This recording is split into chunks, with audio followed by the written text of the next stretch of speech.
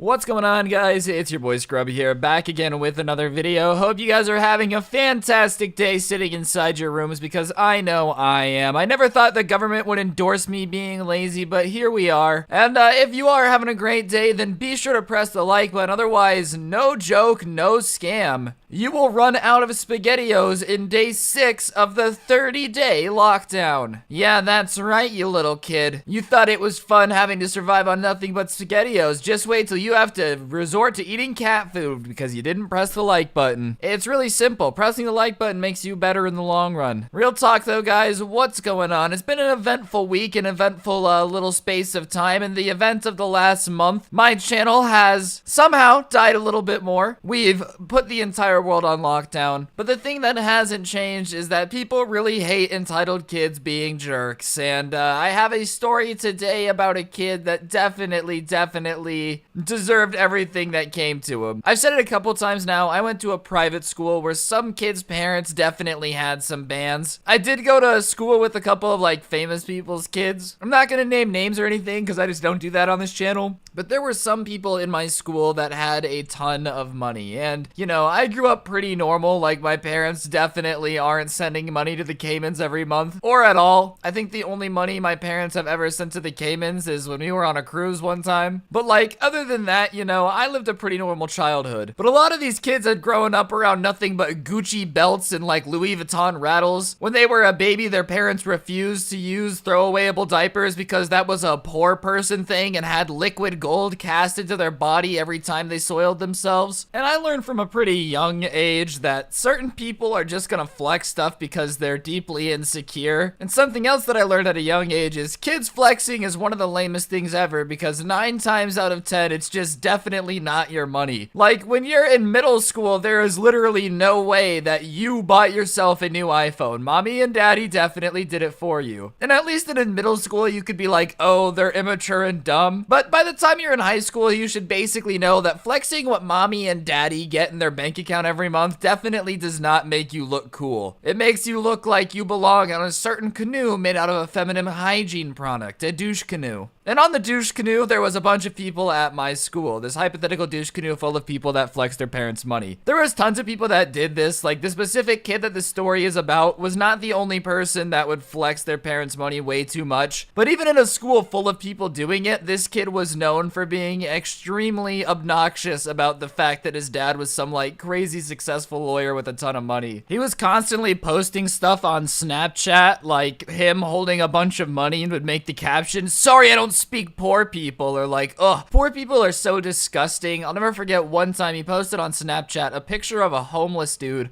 on the side of the road with, "Must suck to be so untalented." Like, was just really not a nice guy, constantly flexing his wealth. And I get it, man. Screw poor people because my dad is rich. But I really don't understand flexing on Snapchat, because the only people that you have added on Snapchat are people that you know, and when you go to a school full of rich kids, being rich is no longer that dope. Like, it's just another trait of any kid, like having, I don't know, eyes or arms. So if you don't have eyes and arms, that's when I guess you would be considered abnormal in this situation. Some kid out there is like, dang, I guess I really will just never be normal in Ryan's eyes. Real talk, this kid was always a giant douche about the fact that his parents had money. He would make fun of homeless people. He would belittle other people. I'm not even kidding you. He would walk around the hallways and call people by their parents' salaries. He would find out what job your parents did. Usually he would like ask, or during a career day thing or whatever, he would find out. And then he would go Google what their average salary was and would walk around and like call people by their parents' salaries, which might be the douchiest thing ever. It's right up there with wearing a polo shirt with the collar popped, constantly calling everybody dog despite your obviously suburban origins, and most importantly, listening to nothing but Macklemore and Russ. So King Douchebag continues his tirade of just being an unlikable person. So I've set the scene for why this kid low-key deserved what came to him. I don't want you guys to think that I'm just a fan of somebody getting like roasted in front of the school for no reason. Yeah, this poor kid started crying in front of everyone, and I said, "What are you, Timmy, you little bitch? Wipe your tears off off and get back out there and go again. Nobody's gonna take care of you, Tim. Like, nah, I don't like stuff like that, but every now and then somebody gets their comeuppance, and that's the greatest thing of all. So this kid is obviously a giant rich douche canoe, and we got a new girl at school, and we would get new kids like relatively often because whenever anyone would come to town, they would put their kid at our school. I don't know why. We were just like one of those schools that would get a lot of new kids. So this new girl comes to town, and I'm not gonna lie, on a scale of 1 to 10, she was a solid 10. She still is. I follow her on Instagram to this day, and I can firmly say that she is in fact a cutie pie. Whatever, this new girl comes to class, and Douche Canoe, Mr. Richie the kid, instantly is like, oh, she's super hot, she's mine. And he claims that she is his in the middle of class where she can hear him in front of all these other dudes. He's like, if any of you guys try to date her, you can't, she's mine. Oh my god, I'm gonna wow her, like, aha, she's gonna be my girl. And this is right in front of this new girl. Well, not in front of her, like a couple desks behind her, but definitely loud enough where she can hear it. And she turns around and looks at like this douchey rich kid who's wearing way too much cologne and definitely thinks he has got the I'm the sexiest man in the world appeal, when it really is more of a I look like I play too much League of Legends appeal. So she looks back at him and he's like, oh hey baby, what you looking at? And she's like, ugh, you're calling me, but I would never date anyone that looks as gross as you. And he immediately gets all defensive, which is what every dude with like a super big ego does, because most of the time people who go out of their way to be super cocky and flex on you are super insecure, so whenever anybody makes fun of them, they low-key have a panic attack. So when he gets called out and everybody starts laughing at him, he decides that the only logical response is to insult the girl he was just flirting with. So he's like, oh, I claimed you just to make you feel better. None of these other dudes were interested anyways. And I don't know why, but watching people get their comeuppance is my favorite. So I raise my hand because I haven't said anything so far, and I'm like, I'm interested. And the girl smiled at me. She's like, oh, okay. See, somebody was before you claimed me. I'm not a piece of meat to claim, which I mean, hey, good for you. Tell them off. Stand up for yourself. Yell at the spoiled kid being spoiled. And at this point, he thinks that he's like offended her. He thinks that he's just misspoke. Obviously, he's pressed because everybody's laughed at him, but he still thinks there's a way to save this and like look better than anyone. So he looks at me and says, shut up, and says what my dad's salary is for his job, which was supposed to convey like an insult, as if, you know, I was supposed to like start crying that my dad has a certain amount of money he gets paid for his job. No! Not my dad's pay stubs, dude. Stop. But whatever. He calls me like by my number, and so I just like laugh at it. And then he looks back at her and is like, you don't know how it works around here, and starts bragging about how rich his dad is and how he has like a Ferrari and his house is huge, and he's like probably the richest kid in the school. So he understands that he offended her, and he didn't mean to like offend her by saying that she was his and that no one else could hit on her. Like, he doesn't own her. He knows that women have rights. I love how that he had to clarify that too. He's talking to a girl. He's like, yeah, I do know women can vote, by the way. So he's laying on the talk by trying to tell her that no, it's okay that I was a douchebag because my dad's rich, which surprisingly does not go over very well with the girl with the brain. I just don't understand what a lot of these dudes are thinking too. Like, girls don't like dudes with the personality of like Versace cologne. They just don't. I'm sorry. I mean, don't get me wrong. You'll eventually settle with somebody that's gonna use you for all your money and pretend that they love you and low-key have kids with your boss. But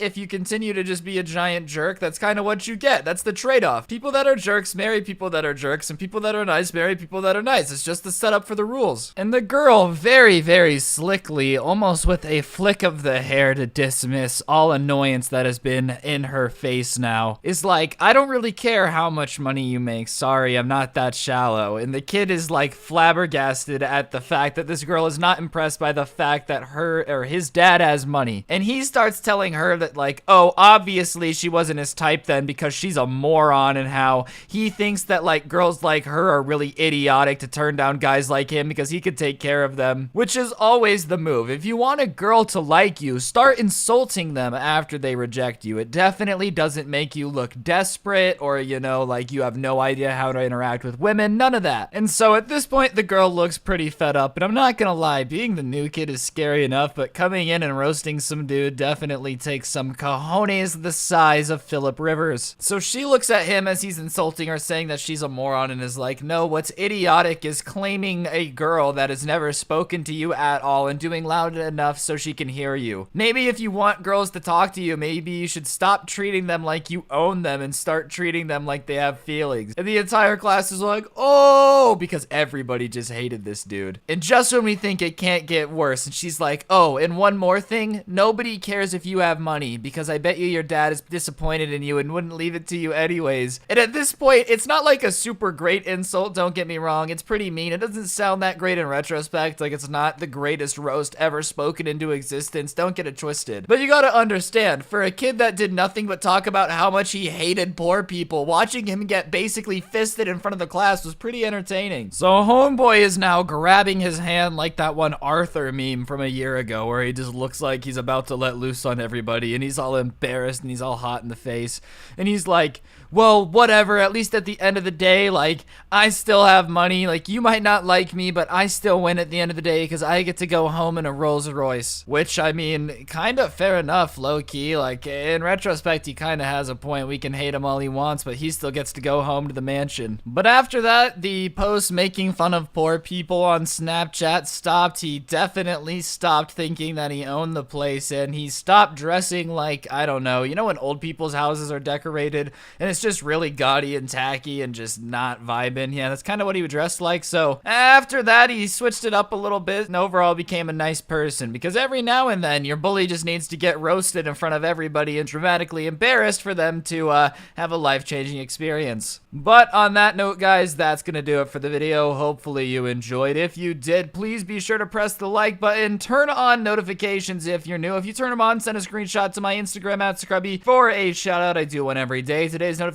shout out goes to Madison Collins. Big thank you for having on notifications. I sure do really appreciate it. Hope you guys are being safe out there. If you're bored and need something to do, join the Discord server down below. And yeah, on that note, don't get anyone pregnant. If you do, make sure they're hot. I do hope you guys are safe, and if any of you guys have any crazy stories, you can send them into my Instagram at Scrubby and my Twitter at ScrubbyVivo. I pick stories every now and then and do subscriber stories. So yeah, on that note, I'm out. Peace. Hey guys, it's your boy Scrub here, back again with another excited announcement. Somehow, with the help of Karen's hate for me and the crazy ex-girlfriend's witchcraft, combined together and allowed me to upload Benji's videos. That's right, so head over to the description to go and start listening. You know, like, we look like we got it together, but at the end of the day, we're still digging through a trash can, and you can never trust somebody just digging through a trash can. So my parents obviously thought that I was not mature enough to babysit my little brother, and this made me really upset because I was 13 years old, okay? And I thought that at 13, I was ready to babysit my brother. So anyways, they would go out and they would always get a babysitter, which just annoyed me, you know, because I thought I was old enough to handle my brother, which in retrospect, I definitely wasn't. 13-year-old boys are an absolute train wreck who couldn't babysit a fly, let alone a child, alright? Like, I would not trust myself to babysit my brother when I was 13, and my parents did the right thing here. However, they would hire babysitters that were only like 6 months older than me, and that's where it got really embarrassing, okay? Like, imagine the cute girl from 8th grade that you think is really dope, you know, coming over to your house when you're in 7th grade, and you just have to sit there and be like, oh my god, my parents hired a babysitter, and I know her. Like, that's a pretty awkward situation that I was being put in, and for some reason my parents would always have to hire a babysitter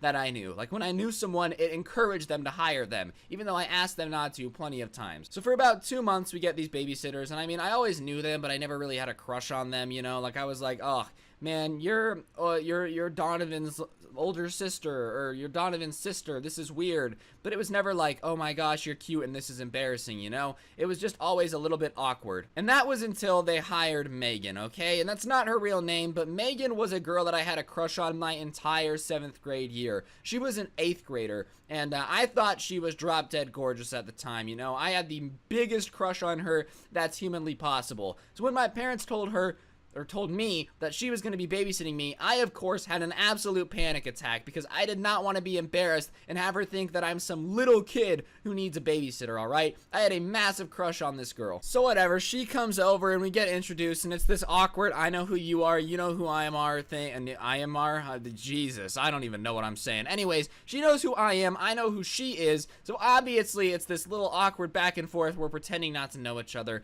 and my parents leave, and we're just kind of hanging out, and we really hit it off, and I'm shocked, you know, this is supposed to be my babysitter. This girl's supposed to be sitting on babies, and all of a sudden, we're getting along, we're having a great time, we're talking, we're flirting a little bit, you know how it is, young scrubbies putting on the moves, bruh, like we were making pizzas in the oven, and I said the only thing hotter in this room is you, like I had the moves, okay? Everybody was basically just chanting in the background, Ryan, Ryan. No one was chanting because me and my little brother were the only people there. But of course, you know, that's how it goes. And my brother being 6, he goes to bed at around 9 p.m. and my parents weren't going to be home till midnight, which meant for 3 hours, me and this girl were basically going to be home alone, you know? And I was like, hey, yo, tonight's gone great. Everything's been fantastic. This girl's been flirting with me. Here's my chance. I got to make my move. So my brother goes to bed and she asks me if I want to watch a movie, and I'm like, yes, babysitter, I would love to watch a movie. As my babysitter, I am required by law to listen to everything that you say. I didn't say that, you know, but I was playing along like, yeah, sure, no big deal. But in my head, I'm like, yeah, let's watch this movie, girl. I'm about to put the moves on so hard, all right? I'm about to count some shoulders out here. 1, 2, 3. Oh, is my arm around you? That's so sad. Guess I'll just leave it there. I was ready to put on the moves, but I'm acting like not excited, you know? I'm acting like, yeah, man, I don't even care, all right? Like, first of all, I'm really nervous because this girl is my babysitter. She is being paid to hang out here. So yes, it is quite bizarre that I'm about to hit on her and put the moves on. That is making me really, really nervous. Like, you know, and I don't know why, because we were flirting all night. We were having a good time, but for some reason, I'm like freaking out. So whatever, we sit down and we're watching a movie, and we're on like opposite ends of the couch at first, but then she's like, oh, do you mind if I come closer? I'm like, no, not at all.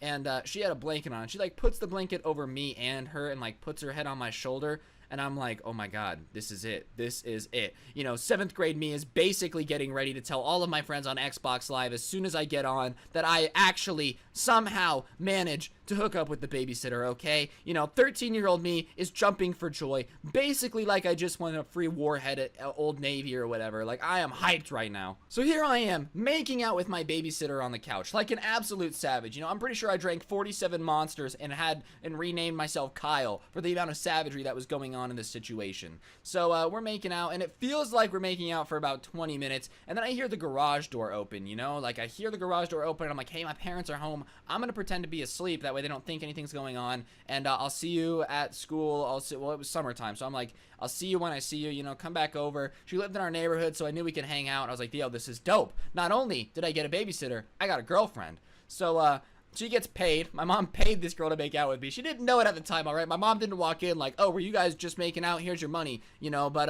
you know, she kind of did get paid to make out with me, and that's called capitalism. That's how you know you have a good job, all right? So, whatever. The next day, my mom's kind of like, what did you think about her as a babysitter? And I'm like, you know, she was great. Reese really liked her. I just said my brother's name. Clevin really liked her. And my mom is basically saying that she's going to invite her back. And I'm like, yo, A1 steak sauce, baby. Let's go. Everybody knows that I'm about to make out with this girl every Friday when you and dad are gone. It's going to be lit. My summer is going to be iconic, all right? Every Friday, I'm going to hop on Xbox Live, play some Minecraft, and be like, boys, listen, I just made out with this chick. It was sick, you know? So I'm getting hyped. I'm ready to go. I'm like, yeah, invite her back every day. You guys don't even need to be gone. Just invite her over, like, whenever. So me and her start hanging out a ton outside of the house, obviously. She starts babysitting basically every Friday, and it goes as follows. We would hang out with my brother until he fell asleep, and then we would make out until my parents got home. Like, that was the formula. That was the system, and I loved the system, okay? I never wanted it to end. If it could have lived like this forever, I would have, you know? But in reality, here I am, a 13-year-old boy making out with a girl that I thought was really hot. Obviously, I was going to be hyped, you know? I was excited.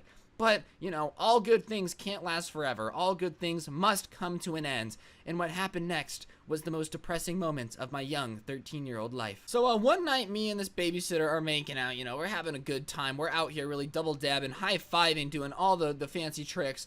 And we've been doing it for about a month now. So obviously things are getting a little bit more progressive. And at one point, the top has come off, if you're picking up what I'm putting down. If we're playing baseball, I'm standing on second, if you know what I mean. And I guess I just was so in the moment that I didn't hear the garage door open, because the next thing I hear is, excuse me? And I turn around, and sure enough, my mother is standing there looking at me making out with the girl she's been paying to come over here every week with her shirt off. And at this moment, I basically know that everything good and holy that has ever happened in my life is over, because there is no way my mother is going to let this continue. So she very politely tells the girl to go home, pays her for her babysitting duties, and then sits me down and asks me how long this has been going on. And I figure that it's not a good idea to lie, so I tell her, and my mom is just like, you know, I'm very disappointed in you, Ryan. And you know what, Mom? You might have been disappointed. I know you watch these videos.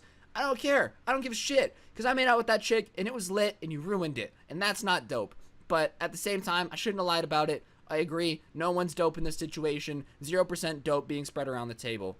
I got in a ton of trouble though. Like, after my mom told me she's disappointed, I got grounded. I had to pay them back all the money they paid her while they were babysitting, because my mom felt so weird about paying this girl to make out with her son. So I had to mow lawns and do work around the house all summer to pay back my parents for this babysitter. On top of that, from then on, I had to babysit my brother. 0 out of 10 wouldn't recommend. Yes, I said I was mad about it at the beginning. I had to babysit a kid now. It was just not pleasant. 0 out of 10 experience. And beyond that, my mom proceeded to tell every one of my relatives about it. So here I am getting chewed out by every relative ever about how disgusting I am for making out with my babysitter, blah, blah, blah. And you know what? To everybody who yelled at me, I was a 13-year-old boy and a girl wanted to make out with me, okay? I did what I had to do. I did what every 13-year-old boy would do in this situation. It's not disgusting. It's called puberty. So yeah, the rest of my summer was basically me mowing lawns to pay back my parents and getting yelled at by every older relative who thought it was somehow weird that I wanted to make out with a girl. Like, my bad, guys. Didn't know 13-year-old boys liked women. Sorry, didn't mean to do that. As for me and the girl, we ended up dating for like a month or two after this, and then she was kind of going crazy, and now she's a crazy ex-girlfriend story, which, you know what, if this video gets 30,000 likes, I'll tell the story of how this girl was a crazy ex-girlfriend of mine. We can do that, alright? Well, let's do that. Let's do something juicy. However, that's how my my babysitter got me in trouble, you know? I really had to pay back my parents for all the babysitting. 0 out of 10 would not recommend, and got yelled at for a summer. But making out was definitely worth it. 10 out of 10 would recommend.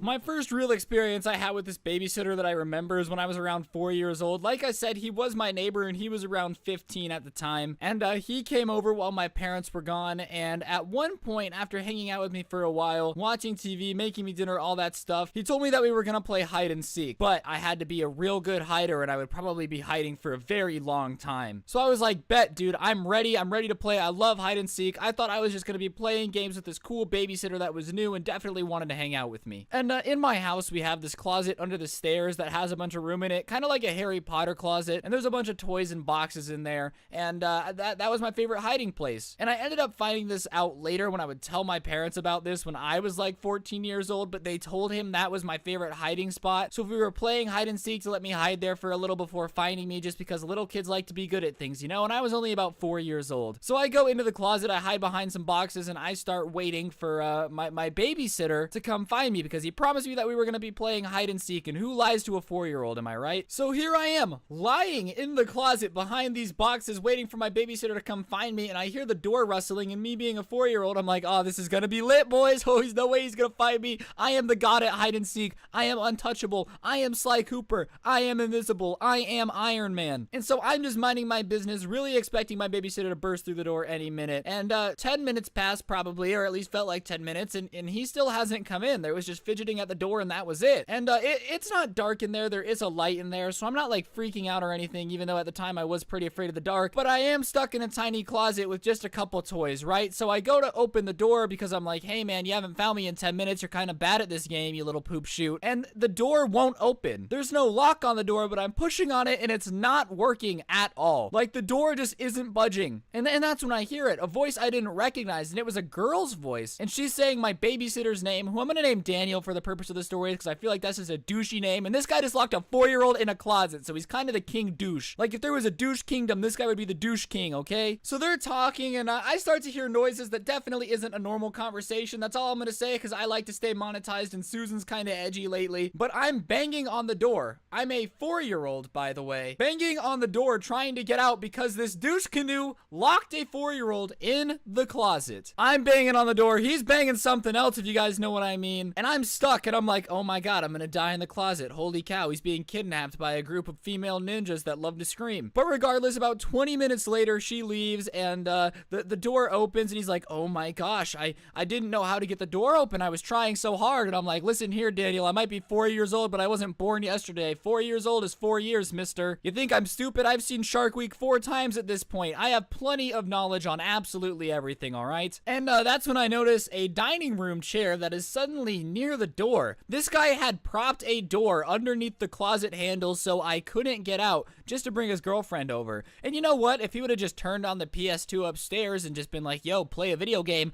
I probably would have been fine. But Douche Canoe really had to lock me in a closet. Douche Canoe Daniel, that's his official nickname. But whatever, he promises me that if I don't tell my mom and dad about the closet situation, that he'll give me an otter pop. And you know, I'm 4 years old, so I'm like, I bet that's a fair trade. I mean, being locked in the closet kind of sucked, but it wasn't that bad. And I'm gonna get an otter pop out of it. I'll take these odds any day of the week. So I let Daniel off the hook this time, all right? Otter pops can buy my silence almost as much as money, and I've been paid off by quite a few mafia members at this point to keep my silence. But regardless, I don't tell my parents that he locked me in the closet, which I probably should have done, but you're 4 years old, a cool kid who's older than you and likes to hang out with you and play hide and seek where he locks you in a closet, tells you to keep your mouth shut. You kind of just keep your mouth shut. It was really stupid in retrospect. I don't know what I was thinking, but Douche Canoe Daniel really had a way with convincing me not to tell anyone. But it wouldn't be the last time Douche Canoe Daniel used my 4-year-old naivety to his advantage. The next time he babysat me, it somehow got worse. And I know what you're thinking. How could it possibly get worse than locking a toddler in the closet? But it did. You see, I guess Douche Canoe Daniel didn't like how much money my parents were paying him because I was playing PS2 Sly Cooper, which is in my parents' room, and my parents' closet was basically, I could see it from where I was playing PS2, right? And I'm looking down the hallway, and I see Douche Canoe Daniel kind of going through my mom's stuff, especially near where they keep their money. And 4-year-old me obviously didn't put 2 and 2 together, but I asked Daniel, I said, hey man, what are you doing? And he goes, oh, I'm just reorganizing your mom's jewelry. And I was like, oh, okay, yeah, that makes perfect sense, Douche Canoe Daniel. Plenty of babysitter teenage boys rearrange middle-aged women's jewelry. That's a common trend. I know plenty of people who do exactly that because 4-year-olds are stupid, okay? Babies are just drunk people, little drunk people. I mean, think about it. I wasn't a baby by any means, but I was still really short. I couldn't walk very well. I really sucked with my words. I was basically just a drunk person. Babies are just drunk people. And I just kind of let it slide. I didn't think about it. But anyways, Daniel keeps rummaging through my parents' room and comes back, and I don't think anything of it because I'm 4 years old and I'm playing PS2, and I don't really understand people who would steal things yet. Like, that concept was still kind of rare to me. For some reason, when you're 4 years old, you believe in the good of everybody around you, and you're not sitting there going, yeah, this babysitter's probably stealing stuff from my parents. It's just not a thought that's crossing your mind every 30 seconds. And later that night, before my parents got home, I ended up spilling my chocolate milk all over the carpet, which I wasn't supposed to have the drink on anyways, and Daniel was like, hey man, don't even worry about it, like, you're good, don't sweat it, everything's fine, I won't tell your mom and dad. And so here I am being like, yo, Douche Canoe Daniel's actually a cool dude, he's not gonna snitch on me for spilling my chocolate milk. And my mom would have been pissed if she found out that I had chocolate milk on the carpet where I wasn't supposed to have it. So he cleans up the milk, you can't tell it was there, and I'm like, oh my god, Douche Canoe Daniel is literally magic, he's a wizard, he's Harry Potter in the flesh. I've never seen anyone clean up chocolate milk with such grace, such poise, such fantastic talent at getting dairy out of a carpet. Wow, Douche Canoe Daniel has a talent, and it should have been telling to me that the only thing he's ever been good at is cleaning up chocolate milk. But whatever, my parents and me, we're just kind of hanging out, and my mom comes in the next day, and she's talking to my dad, and I overhear him, and she's talking about how she can't find her earrings, the earrings that my dad just bought her for their 10-year wedding anniversary, and how she's freaking out. They're tearing the house apart, and they're like, well, maybe it was Daniel, maybe it was Daniel. So they call Daniel over, and they don't tell him what they're gonna do. They go into the other room to talk to Daniel's parents about it, because they all came over, because when, you know, your son might have stolen diamond earrings, it's a little important to talk to the parents of the 15-year-old. And he comes over to me, and I'm pretty sure at this point he knew what was coming, because he tells me that if my mom and dad ask what we did, we played Sly Cooper together, and I never left your sight, okay? And I bring up the fact that he had gone to the closet, and he threatens me and basically says that if I tell them that he went into the mom and dad's closet, or my mom and dad's closet, that he's gonna tell them that I spilt chocolate milk all over the carpet and I wasn't supposed to have chocolate milk, and they'd be really, really, really mad at me for doing that. And you know, I'm 4, so I'm like, yeah, you're right, dude. They probably would be pissed that I had chocolate milk. Gee, thanks, Douche Canoe Daniel. You're right. I won't tell on you because you won't tell on me. But let me put this in perspective for you, okay? He's blackmailing a 4-year-old. What type of terrible person does this? This guy is basically this teenage Hitler blackmailing a 4-year-old to not snitch on him for stealing his mom's earrings. What a terrible, terrible person. So my mom and dad come in and they're like, hey, you know, what's up, Douche Canoe Daniel? Did you take her earrings? You know, be honest with us. We won't be mad. And he goes, no. I spent the whole night hanging out with Ryan. Huh, Ryan? And I said, yeah. Douche Canoe Daniel never left my side because I didn't want to get in trouble for the chocolate milk, right? And when you're 4 years old, you really don't understand the gravity of someone stealing from your parents. You just don't. At least I didn't, okay? I was pretty sheltered as a kid. I didn't really understand what was going on and what I was lying to cover up. So Douche Canoe Daniel isn't in trouble. He gets away with stealing my mom's earrings, and you might be thinking there's no way it can get worse. But trust me, ladies and gentlemen, there is a situation that gets much, much, much worse. So just for the recap, so far, he locked a 4-year-old in the closet, stole the 4-year-old's mom's earrings, and then blackmailed the 4-year-old into lying for him to cover up. So this is the last story I'm gonna do for today's video, but it's probably the longest one. Basically, one night my parents asked Douche Canoe Daniel to come over and stay really late with me. We're talking probably 1:30 in the morning type of flow, you know, which is pretty late for a babysitter, you know. It is. It's one of those things where, like, yeah, it's probably not fun to sit with a 4-year-old until 1 in the morning, but if you're getting paid to do it and you agreed to do it, you kind of have to. You don't have an option. Like, if you didn't want to babysit till 1 in the morning, don't say yes. But I guess Douche Canoe Daniel never got the memo of how to say no, because basically what happened is around midnight, I'm still awake. He gave me way too much sugar, way too many Otter Pops, way too many chocolate milks, and I'm on a sugar high equivalent to Wiz Khalifa and Bob Marley's high, okay? It is an interesting situation to say the least. It is out of control. I'm screaming. I'm going crazy. But like I said, my parents aren't home. I'm 4 years old, and let's not forget, guys, he's the babysitter. He's supposed to be in charge of me, the 4-year-old, not intimidated by the 4-year-old that he made sugar high in the first place.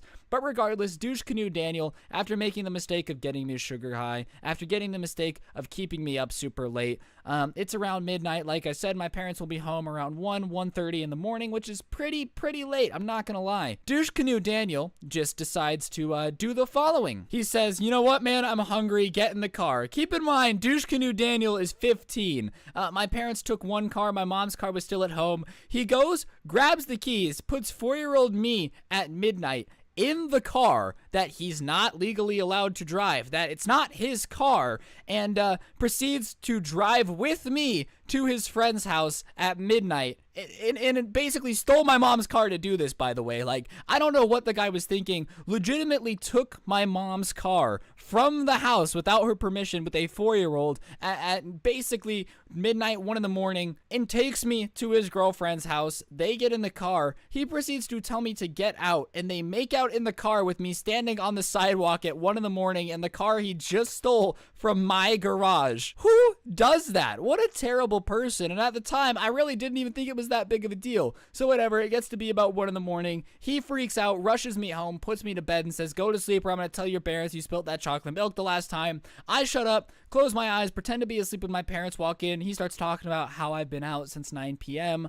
all this stuff, blah, blah, blah, blah, and just doesn't even tell my parents about any of this. First of all, I don't understand how you could possibly want to make out with your girlfriend with a 4-year-old standing on the sidewalk next to you. That doesn't scream scream romance to me. Like, nothing about that is like, oh man, I'm really in the mood to just really make out with you for a quick minute, you know? That 4-year-old standing next to us, yeah, I'm babysitting him. I'm supposed to be taking care of him, but I'm way more important to make out with you, baby girl. Like, what a weirdo. And the girl, what was she thinking? Oh yeah, perfectly normal to keep a 4-year-old up this late and then lock him outside the car while we make out in his mom's car that he stole from my house. Regardless, he lied to my parents, and I never really told them until I was like in 8th grade, and I started realizing how bad of a babysitter he was, because I guess when you're 4, you just don't really think about it. You're just like, oh yeah, this makes perfect sense. This is just how people act, which is just really stupid. I don't know what I was thinking to this day. It was one of my dumbest experiences.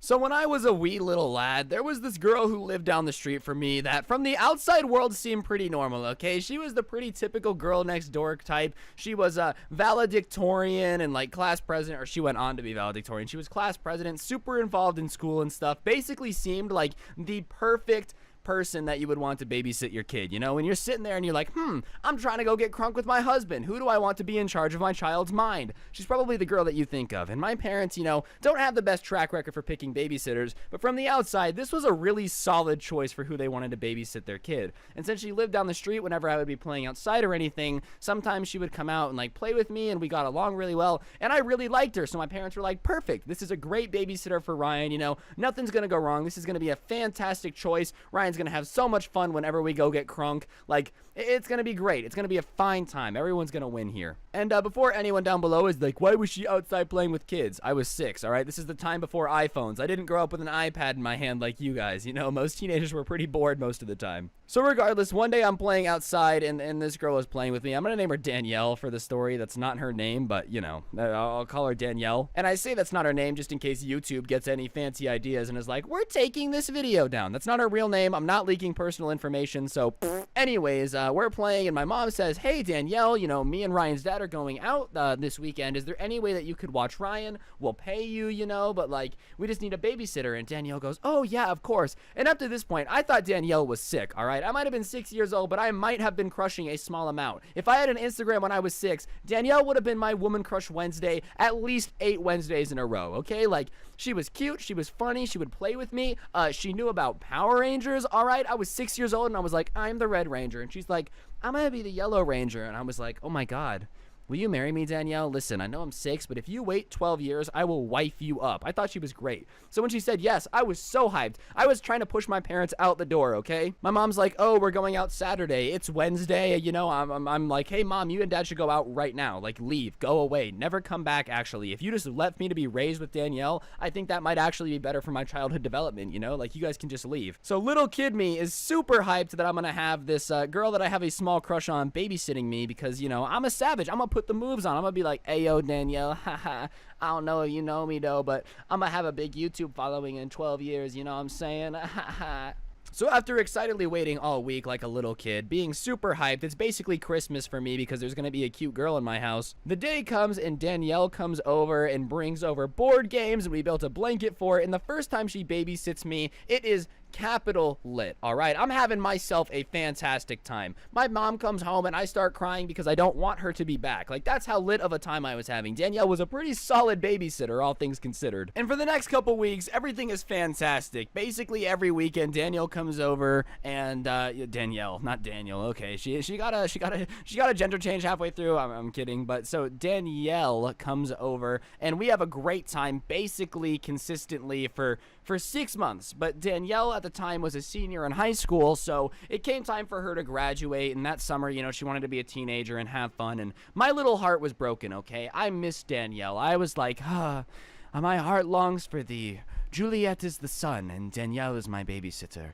and if I do not have her, then my heart shall remain broken like an imperished ferret. Like, okay, I don't know why the ferret is imperished, or if imperished is even a word at all, but like, you know, I was a little heartbroken about it, but me and Danielle had a ton of fun. That's going to be important later because I really like Danielle, and basically anytime I could get a babysitting time with her, I would. My parents were happy because they got to go out more because they didn't have to worry about having a crazy babysitter. My parents were happier because they were going out more. I was happy because I got to spend time with Danielle. Everything's winning, but Danielle has that summer to just kind of do her thing. She babysits me once or twice, and once again, it's pretty normal. everything's going good, everything's going fine, no big deal, everything's good, right? Like, no sweat, no skin off our back at all. And then she comes home from college very quickly. About 3 months after leaving for college after that summer, she comes home. And at the time, you know, I didn't really understand why people come home from college halfway through a semester, but generally it's because they're flunking out, or, you know, they suddenly have an affliction for having white powder in their nose. It's kind of whatever the person decides is going to be the thing that, you know, makes them come home. And Danielle comes home, and she's a little bit of a different person, okay? The Danielle that I once knew suddenly is a little swayy, slurs her words a lot. I think you guys are picking up what I'm putting down,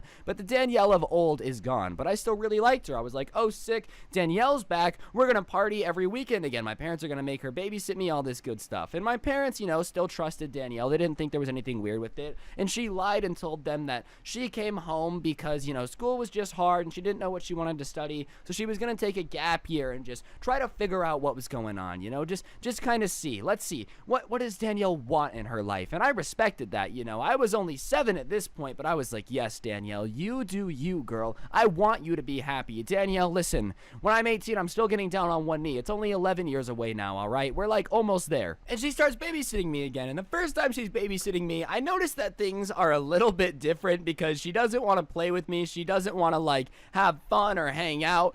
She just keeps asking me if my parents would care if someone came over. And I'm kind of like, I'm 7, lady. I'm not too sure. I'm not a giant expert on the feelings of my parents when it comes to strangers. All I know is not to get into white vans. That's basically all the advice I've ever gotten.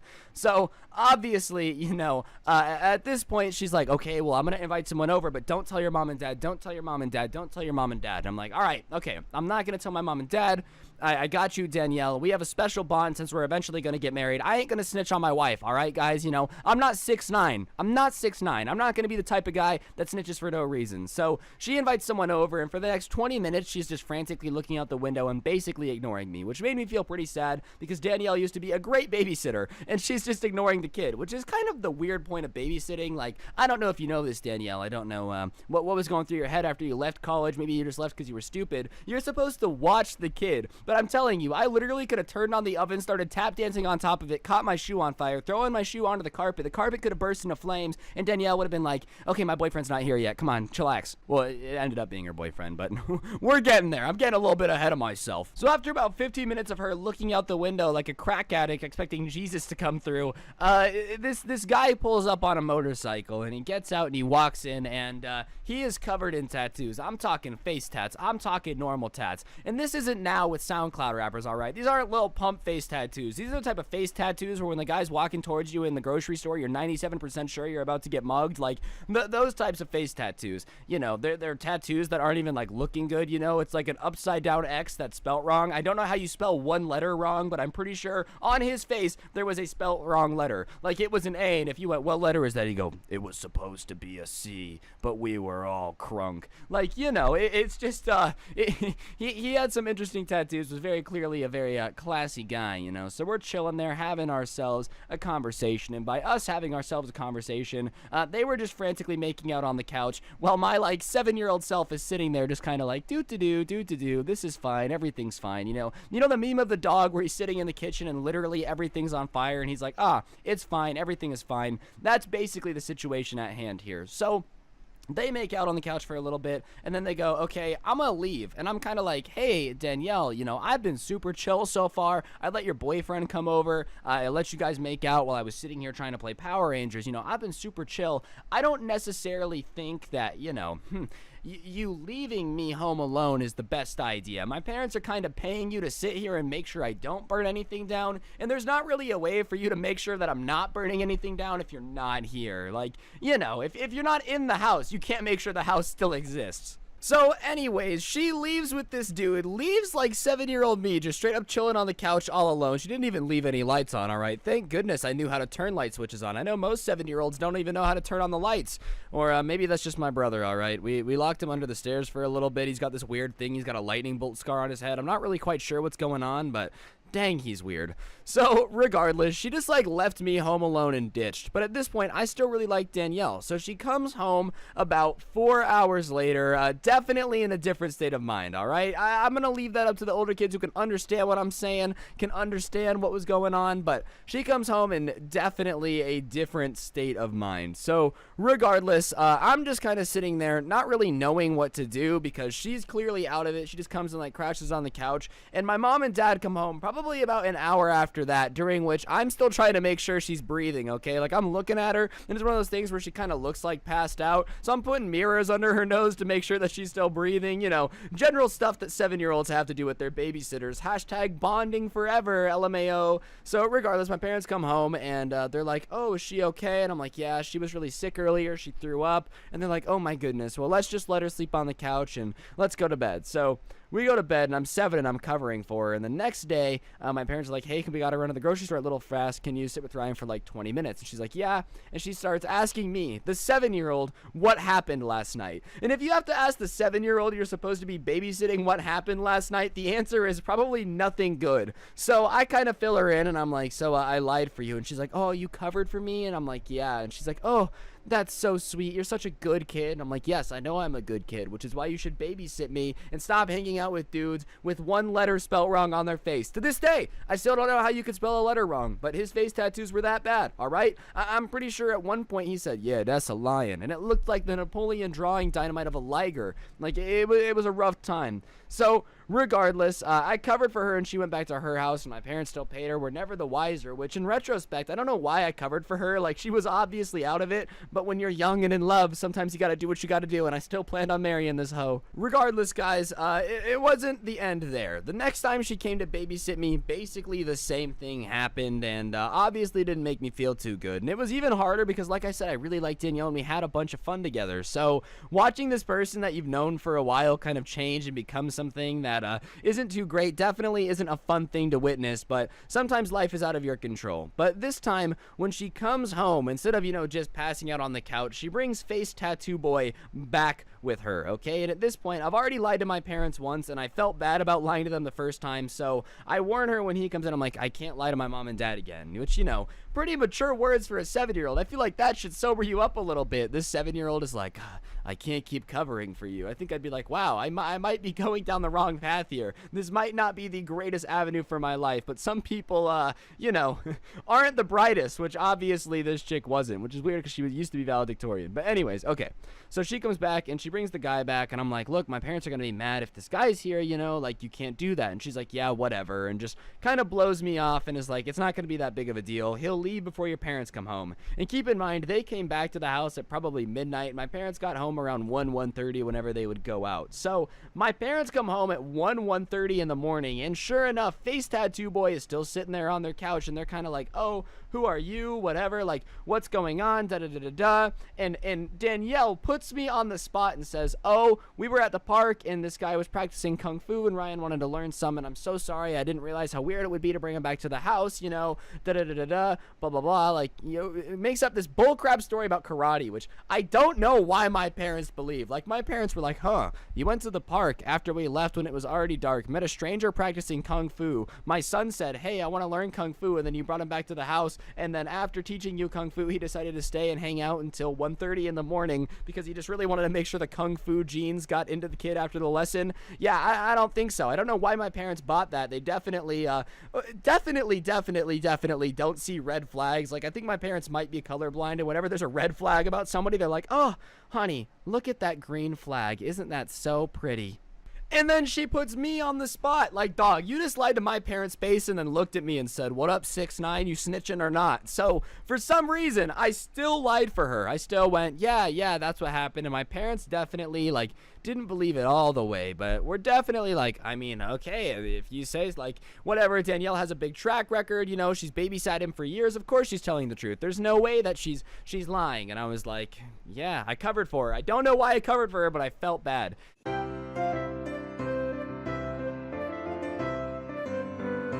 So, my little brother who I live with is 7 years younger than me, which is a pretty big age difference, you know? Like, 7 years is a pretty long time, alright? That's like a presidency, 5 episodes of The Bachelor, 37 seasons of Parks and Rec, and 1 depressed falling apart marriage, alright? Like, 7 years is quite a long time. And because we're so far apart and don't really look a ton alike, a lot of people don't think that we're brothers, you know? Like, they just don't think that. You know, me and my brother really don't look alike at all. He's kind of this short blonde kid and I'm tall with brown hair. We're far enough apart where he hasn't really gone through like the puberty changes or anything, so our faces don't look super similar yet. I mean, I'm sure they will. I'm sure me and my brother will eventually look alike, but you guys get what I'm saying. It wasn't exactly like me and him looked super alike, when he was 11 and I was 18. But regardless, me and him are pretty damn close. He's one of my best friends for sure, and I really love the kid. And when I went out to college, I really missed him, you know. He was the kid that I would hang out with the most. My other friends, most of them are online, and me and my little brother just got along really well. We're into the same stuff. We're both nerdy. We both like video games. We both really like YouTube. So obviously being away from your brother who you've hung out with basically every day since the day he was born, you know, me and him would be newborns hitting that Halo grind sesh, all right? He might have been 2 months old, but I was giving him a monster so he could pull the all-nighter and play Halo with me. No, but on a serious note, guys, I really did miss my brother. And one weekend my parents were going to be out of town. They were like, Ryan, no one's going to be home, you know? So if you want to come home and spend time with your brother, he'll have literally nothing to do. And I was like, oh, okay, sick. Is he gonna have like a babysitter? They said, yeah, we got him a babysitter for the weekend, but I don't know. She seems like she's kind of a little bit of an airhead, so it would also make me more comfortable if you came home and just made sure everything was okay. Which, mom and dad, I don't really know what you're thinking, honestly. That is the least 500 IQ big brain play of all time. Like, I'm not saying my parents are stupid, but that's pretty stupid to hire a babysitter where you're like, yeah, I'm kind of nervous, but when you watch my 11-year-old son for the weekend, solid play, like solid big brain 500 IQ right there. That's what I was raised by, which is why I get myself in all these crazy situations in the first place. But regardless, I decided that I'm going to surprise my brother and drive down and, you know, just like do my best to surprise him a little bit. And we're just going to have a good time hanging out this weekend. No big deal, right? No big deal at all. At least it shouldn't have been a big deal. So my little brother plays soccer, and when I got into town, because it was like a 3-hour drive back in, I knew he was going to be at soccer practice. So I decided to pull up and just surprise him at soccer practice. And I actually would like help kind of assistant coach the teams a little bit, like not a ton, but everybody on the team, all the parents and all the kids knew who I was, so I wasn't really too stressed about it. So I pull up to where they practice soccer and I get out of the car and it looks like they're just wrapping up, and obviously I see my little brother and I kind of like position myself so he'll see me and I can just say hi and like it won't be crazy obvious, you know. I'm not trying to cause a giant scene, I'm just trying to surprise my brother. So after practice he sees me and he runs over to me and we're just talking and he's like, dude, I missed you, and like it's just a normal conversation. I gave him a hug, and everybody else, like all the other parents on the team are like, oh, Ryan's back, like yeah, like so I'm talking to people about how's college. Me and my brother are, you know, bonding a little bit, like man, I missed you. Like it was just a good experience, okay? It was going really great. I say was guys, was going great. So my brother's babysitter walks up to me and I can only describe her as, and I'm not trying to be mean here, guys, I'm really not. I'm not trying to be mean. She kind of looked like Ugly Betty. Like, I don't know if you guys know who that is, but that is kind of who she looked like. And she walks up to me and she goes, excuse me, who are you? And I'm like, oh, hi, I'm Ryan, I'm his brother. And she goes, you are not his brother. His parents did not tell me that he has a brother. And I'm like, well, I'm his brother. I'm sorry my parents didn't mention the fact that he has an older brother. I don't know what you want me to say. I'm his brother. Like, okay, I guess my parents didn't tell you I'm his brother. I apologize for being related to somebody. Like, I don't really know what you want me to do. Sorry. And she says, what are you doing talking to this kid? Do you know how old he is? Like, how dare you? It's so disrespectful.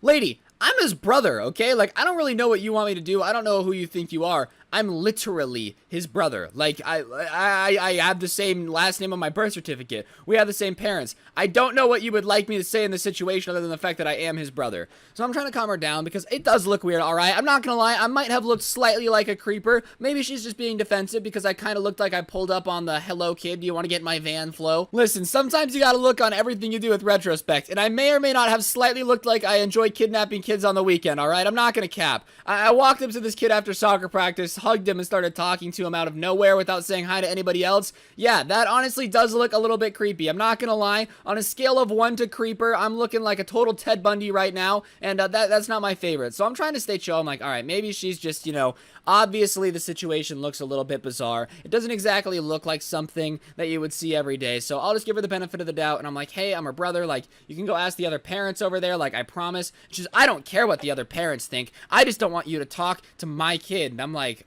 so you don't care what the other parents say? You're just gonna say that I'm a kidnapper and whatever somebody's like, nah, you're not a kidnapper. You're just gonna say no? Like, what?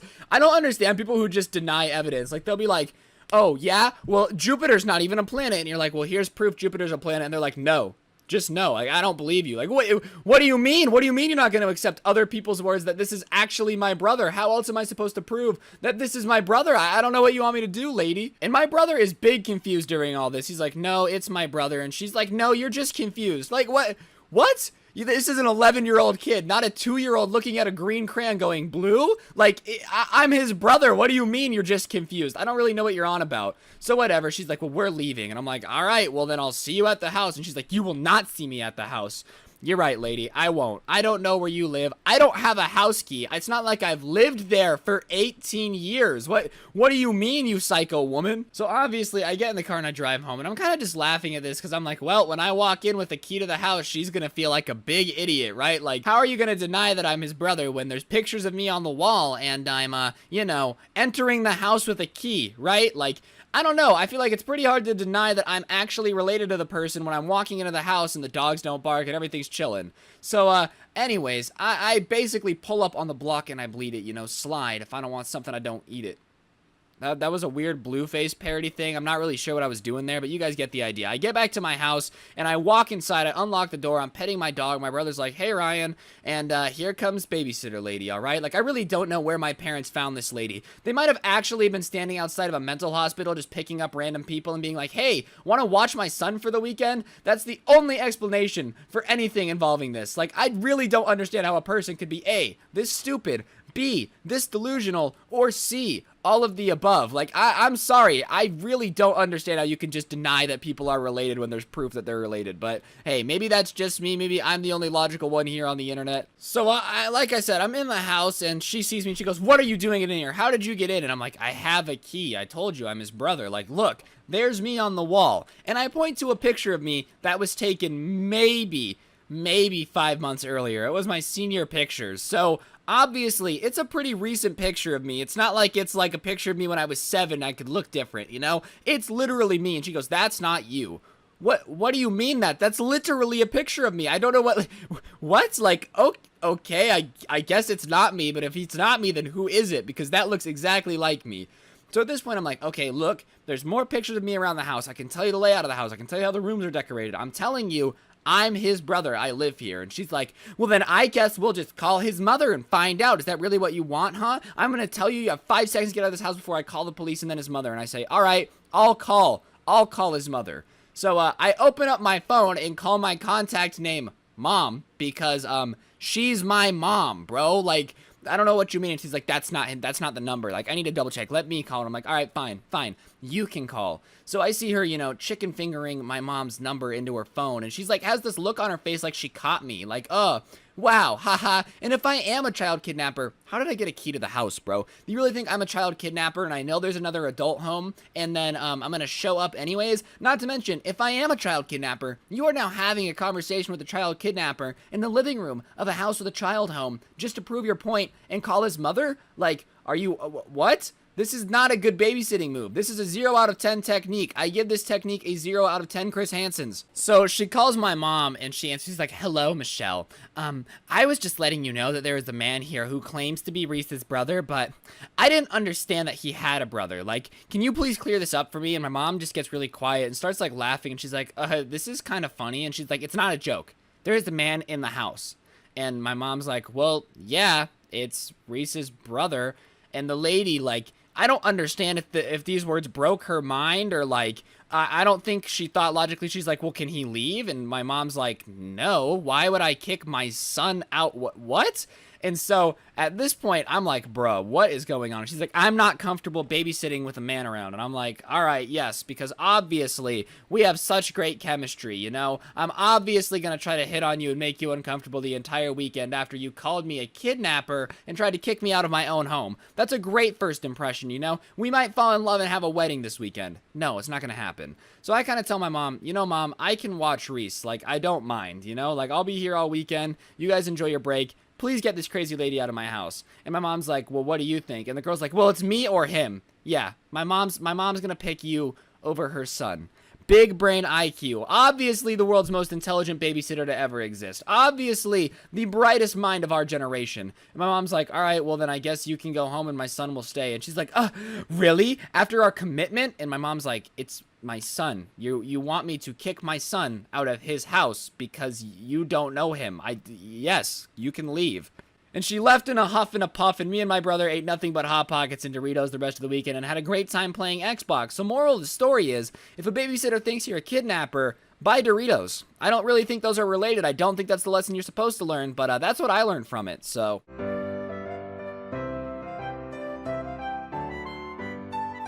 So when I went off to college, my younger brother was still about 12, which meant that when my parents went out, he needed a babysitter, you know? And usually it was up to me or like a babysitter that we would both get. But when I was older, you know, 16, 17, 15, 14, I was in charge of watching my brother when he'd go out. But when I went to college, you know, I was no longer around. So my parents decided to get a babysitter. And I was kind of known as a little bit of a troublemaker in our neighborhood. Okay, I'm not gonna lie, I definitely like to get up to some no good. So when my mom found a kid in the neighborhood who was a little bit older, she called me and asked like, yo, is this girl someone we should be worried about, or is she pretty cool? And to be honest, I had always known this girl as a little bit lame. I'm not gonna lie. She was not somebody that I ever went out of my way to hang out with. She was not somebody that was ever getting involved with any of the cool kids. So I tell my mom, look, I've never heard anything bad about her. I've never heard her go crazy at a party or anything. You should be good because she's low-key kind of a nerd. And my mom is like, awesome, that's exactly who I want wanting my kids, which is a nerd. Which, I mean, when you're the kid, you don't want a nerd babysitting you, but like, low-key, if I was a parent, I would want a nerd watching my kid too. I don't want my kid going to do cool stuff when they're supposed to be like safe and in bed, you know? There's like people sneaking them out to high school parties. Yeah, I don't know about all that. No, instead, I want my kid's babysitter to be lame. I want them to play Monopoly by all the rules, okay? I want them to make my kid's life so boring that they fall asleep at 6 p.m. because they'd rather be asleep than be with their babysitter. Only because then I know at least they're being safe. I don't have to worry about anything else. I've had my fair share of bad experiences. So whatever, this girl starts babysitting my brother and watches him like 4 weekends in a row, and there's no problems whatsoever. The first 4 weeks are chill. My brother complains about her being boring, but like I said, you know, my parents are low-key kind of hyped that it's a boring babysitter because we kind of went through a revolving door for a bit, but that's because me and my brother are just, you know, low-key some bad kids. But that's the reality. Sometimes babysitters low-key just need to be boring. So my brother would complain. My mom's like, oh, this is great. And then she starts to notice small stuff around the house going missing. You know, stuff in drawers not being in the same place. But she just thinks maybe like my dad or me or my brother are moving it even though I wasn't home. You know, they were just really delusional. So she decides to not think anything of it. Sure, certain drawers are getting moved around and like some stuff is in different places. But nothing's going missing. It's just shifting locations. So it's no big deal, you know. My parents are just like, huh, that's bizarre. And then the stuff that starts to get moved starts to become more valuable. My mom's like jewelry gets shifted, but nothing goes missing. And my mom just thinks maybe she's forgetting in the morning when she gets up because my mom goes to work super early. Maybe she's like putting on a piece of jewelry, not liking it, putting it back, and then not remembering it later in the day because she leaves for work at, you know, 5:30 in the morning. So she's not thinking anything of it. And she doesn't even tell my dad that stuff's moving because she thinks she's going to sound like a crazy person. So she just keeps doing her thing, going to work, putting on her jewelry, thinking she's a crazy person. And then one day, my dad, who, bless his heart, has a prescription for Adderall, you know, goes to my mom and is like, hey, I think someone is taking our Adderall, or are you taking it? Because I'm out of pills and it was supposed to last 90 days and it's only lasted like 45. And my mom's like, well, no, you know, I'm not out here cranking Adderall. Oh my God, my mom on Adderall would be a nightmare. She's already on edge enough, dude. I don't know what it is with parents, but I feel like moms are just always intense. Like, moms do not have a chill button. At least mine doesn't. I don't know about your guys's, but my mom will always find something to complain about or like something to get all uppity about. I don't care what it is. It could be the most chill, peaceful day ever. My mom will find a reason to have something to get like uptight about. So my mom on something that gives you more focus, yeah, that's not something I'm trying to enjoy. So thankfully, it wasn't my mom. But then my mom tells my dad, wow, that's weird. You know, I've noticed that some of my jewelry is getting moved. Nothing's going missing, you know, but it's like getting shifted and moved. And my dad's like, huh, that's weird. Well, who's been in our house? So they decide, since I've kind of said that this girl is a nerd, that it's gotta be my brother taking all their stuff and like selling it or using it to get something from his friends. Like, they don't know why he's doing it, but my poor brother, dude, 12-year-old him, gets sat down by my parents as soon as he gets home from soccer practice, and both of them start tearing into him, being like, we know what you've been doing, we know that you've been going behind our back and taking stuff and moving stuff, and it's very wrong to snoop on your parents, and taking your dad's medications is dangerous. Like, do you have any idea what it's like to take things that aren't prescribed to you by a doctor? And my brother is just staring at them like, what are you talking about, you know? And normally when little kids get caught doing something, unless they're pretty talented at getting away with it, it's really obvious if a kid has done something. And my brother has this look on his face like, I don't know what you guys are talking about or why you're talking about it to me, but okay. So my mom and dad kind of quickly realized that my brother doesn't even know what's up, because they give him like the bottle of my dad's pills and he can't even open it. Like, my brother literally can't even open the bottle. So there's no way he's sneaking in there and popping some Addies for his 6th grade math test. So whatever, my mom and dad figure it might be the babysitter, but they don't want to cause any problems because, like I said she's a good kid, and for whatever reason my parents trust me even though they know that I'm not up to good. But like, I wasn't even capping on him, dude. I thought she was a good kid, but I guess, you know, a crippling Adderall addiction will do that to you. It'll ruin things for you. So obviously my mom and dad decide that they're gonna have to catch her in the act, and she hasn't really like taken anything outside of my dad's stuff, but even then that's pretty hard to prove. So they decide they gotta catch her in the act. So that Friday, my mom leaves a little camera in her closet and doesn't say anything, and sure enough, she comes home, and this time a pair of my mom's earrings has gone missing. And so they watch it back, and the girl comes in and like with extreme confidence just plucks it, takes something out of my mom's jewelry box, and then walks out of the room. So they decide they're going to confront her about it. So the next time she comes over for a week, my parents are planning how to confront them. And so they confront her, and she immediately just bursts into tears and is like, I'm so sorry, I know it's wrong to snoop and steal, but, you know, obviously, like, I didn't realize that you guys were watching. I feel like a horrible person. It feels so good to have this off my chest. And my parents, bless their soul, being the kind people that they are, decide to forgive this girl. They're like, oh, it's okay. Obviously, now that you've confessed that you did something wrong, you won't do it again. So my parents, for whatever reason, decide to give her another chance. And I'm going to break this down for you. If you ever catch somebody that you're supposed to be trusting to watch your kid stealing from you, you shouldn't continue to trust them with their kid. But yeah, hey, we all make mistakes, even parents out there. Mom, dad, if you're watching this, you guys just do dumb stuff sometimes, all right? I love you to death. You guys did a pretty good job. I turned out great, but this one is not one of your brightest moments. If I was making a montage of the best of my parents, this would definitely not be on the top of the list. So my parents have this little, like, rainy day money fund where they keep all their change, you know, and they've saved enough change over the years where, like, it'll pay for a vacation once a year. I don't really know where my parents get so much change, dude. I don't know if my dad is, like, low-key having an affair with a bus driver and all the quarters that he gets paid on the bus my dad just takes home.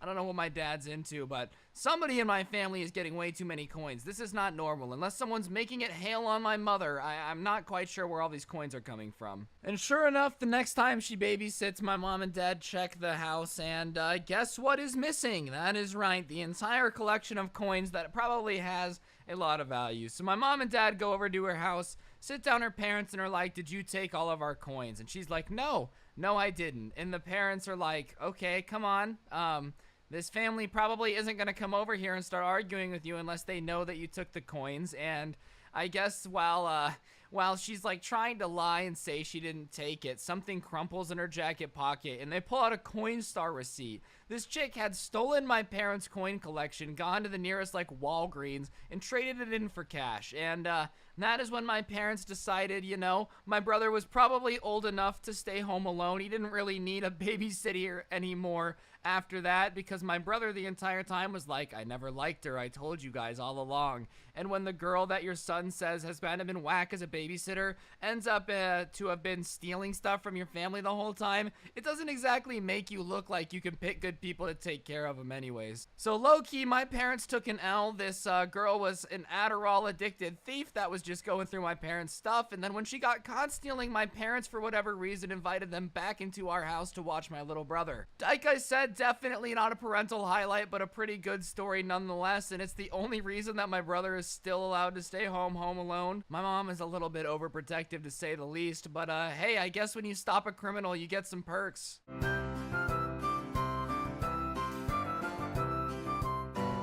But basically, I had this babysitter that was actually a really solid babysitter, super fun to be around, had a really good time, and then she went to college and became a crackhead and started dating a guy with a face tattoo with a letter that was spelt wrong. Don't ask me how a letter was spelt wrong, but, you know, it's just crackhead things, you know? Like, you know those parodies of just girly things that you used to see on Facebook where it was like, when he gives you his sweatshirt, it was like, when he just does crack? Like, that's basically what this relationship boiled down to. But regardless of the cookie monster of crack, it was basically a situation that was really sad, but, you know, I was only 7 or 8 at the time, and I just kept having to lie to my mom to cover for Danielle's stupidity. Like, this girl Danielle would get into crappy situations with her face tattooed boyfriend and then would like make me lie to my parents about what was going on, and for some reason my parents were just like, man, you know, makes sense, kid with a face tattoo is teaching my son karate in the living room. That was literally something that she made me lie about. She said that her boyfriend with the face tattoo met us at the park and I really wanted to learn karate from him, so he came back to the house and I had to lie to my parents about it, which is not good. Don't lie to your parents, kids. But, you know, I was really young at the time and I just really wasn't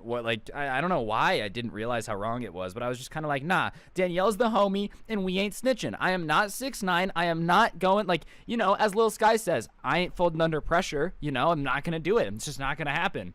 So regardless, this part 2 of the Psycho Babysitter series is gonna get dramatically increased in craziness. Okay, I guess you know what they say, the longer you're dropped out of college and dating a guy with a face tattoo, the crazier things get. So Danielle had a car and crashed it. She got rear-ended really, really badly after she came home from school and the car got totaled. So basically, she had no car, which was kind of a hindrance because if she was babysitting me and wanted to go do something or wanted to take me somewhere to do something fun, we really had no way to get around. And obviously, I don't know the circumstances of how she was rear-ended. This is like 11 years ago at this point, and I don't exactly remember everything that went down on the process of her getting a new car. But she didn't have a new car for a while, and she was still babysitting me basically every weekend when my parents would go out. And since she didn't have a car, it made it a lot easier for us to actually have fun again. And for a little bit, Danielle seemed more normal. When she was around me, she wasn't thinking about face tattoo man, all right? She wasn't going crazy. She wasn't asking me to lie for my parents. And for a little bit, everything returned back to normal. And I thought everything was Gucci, okay? I was sitting there like, dang, you know, I basically have the power to save anyone. Anytime anyone has any trouble, you just gotta come babysit me for a little bit, make me lie to my parents, and then you'll total your car and everything will go back to normal. Like, that's just the way life is gonna go. Call me Dr. Phil because I'm out here saving these hoes. But obviously, things are not that simple. And after a couple weeks of us not having a car, Danielle started telling my parents that she could have way more fun and make babysitting way more interesting if she just had a car. And when my parents were going out and doing things, there was a car at home either way, because obviously my parents weren't driving separately. Like, it wasn't like my parents were pulling up to the club in 2 different cars, because that way they just didn't want anybody to know they came together. Like, my mom pulls up to the nightclub in my dad's car and is like, oh yeah, me, I don't have a husband, you know? Oh, this car, no, it's not my husband's at all. Like, I hope that wasn't happening, and if it was, Mom, Dad, you have some explaining to do, okay? So there was a car at home. So when Danielle was telling this to my mom, she goes, oh yeah, you're more than welcome to take one of our cars whenever, you know, we're out. If you're babysitting Ryan and you guys want to go to the park or something, like, you're more than welcome to take our car. It's no skin off our back. Like, don't even worry about it. Which, you know, seems like a pretty normal thing to do. It seems pretty normal that if the babysitter was just walking down the street and wanted to take your kids somewhere, that she was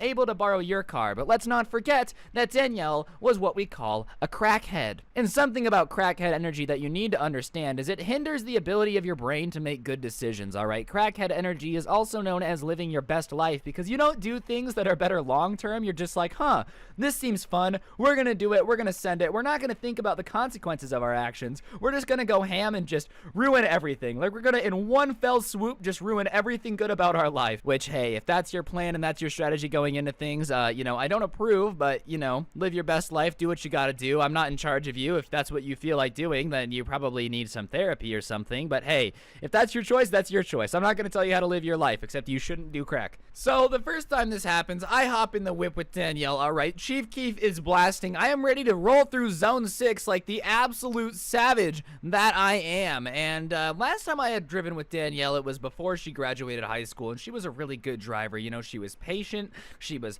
aware of her surroundings. She didn't tailgate anybody. She was, you know, a pretty good driver, all things considered. To this day, she's one of the better people that I've ever ridden in a car with. And if I remember how good of a driver you are after like 11 years, that means you were pretty good. good. And, this was a different Danielle. This was Danielle after college. And I'm telling you, I think she forgot how to drive. Like, it was almost like a computer program where you do nothing but play Minecraft, and then you uninstall Minecraft, and the computer's like, I do not know my purpose. Why do I exist? And starts getting depressed and having an existential crisis. Like, I don't understand how somebody can go from being so good at something to so bad. But even as a child, a little kid, I am sitting there gripping, the oh crap handle on the side of the car like, everything's fine, everything's fine, everything's fine, everything's fine, everything's fine. Like, I was a little scared of the situation. And if a 7-year-old is terrified of your driving skills, you're probably just a really bad driver, because they shouldn't notice those types of things. At one point, she has her head out of the window like a dog. Like, okay, I'm chilling with Airbud on our way to an NBA game with her head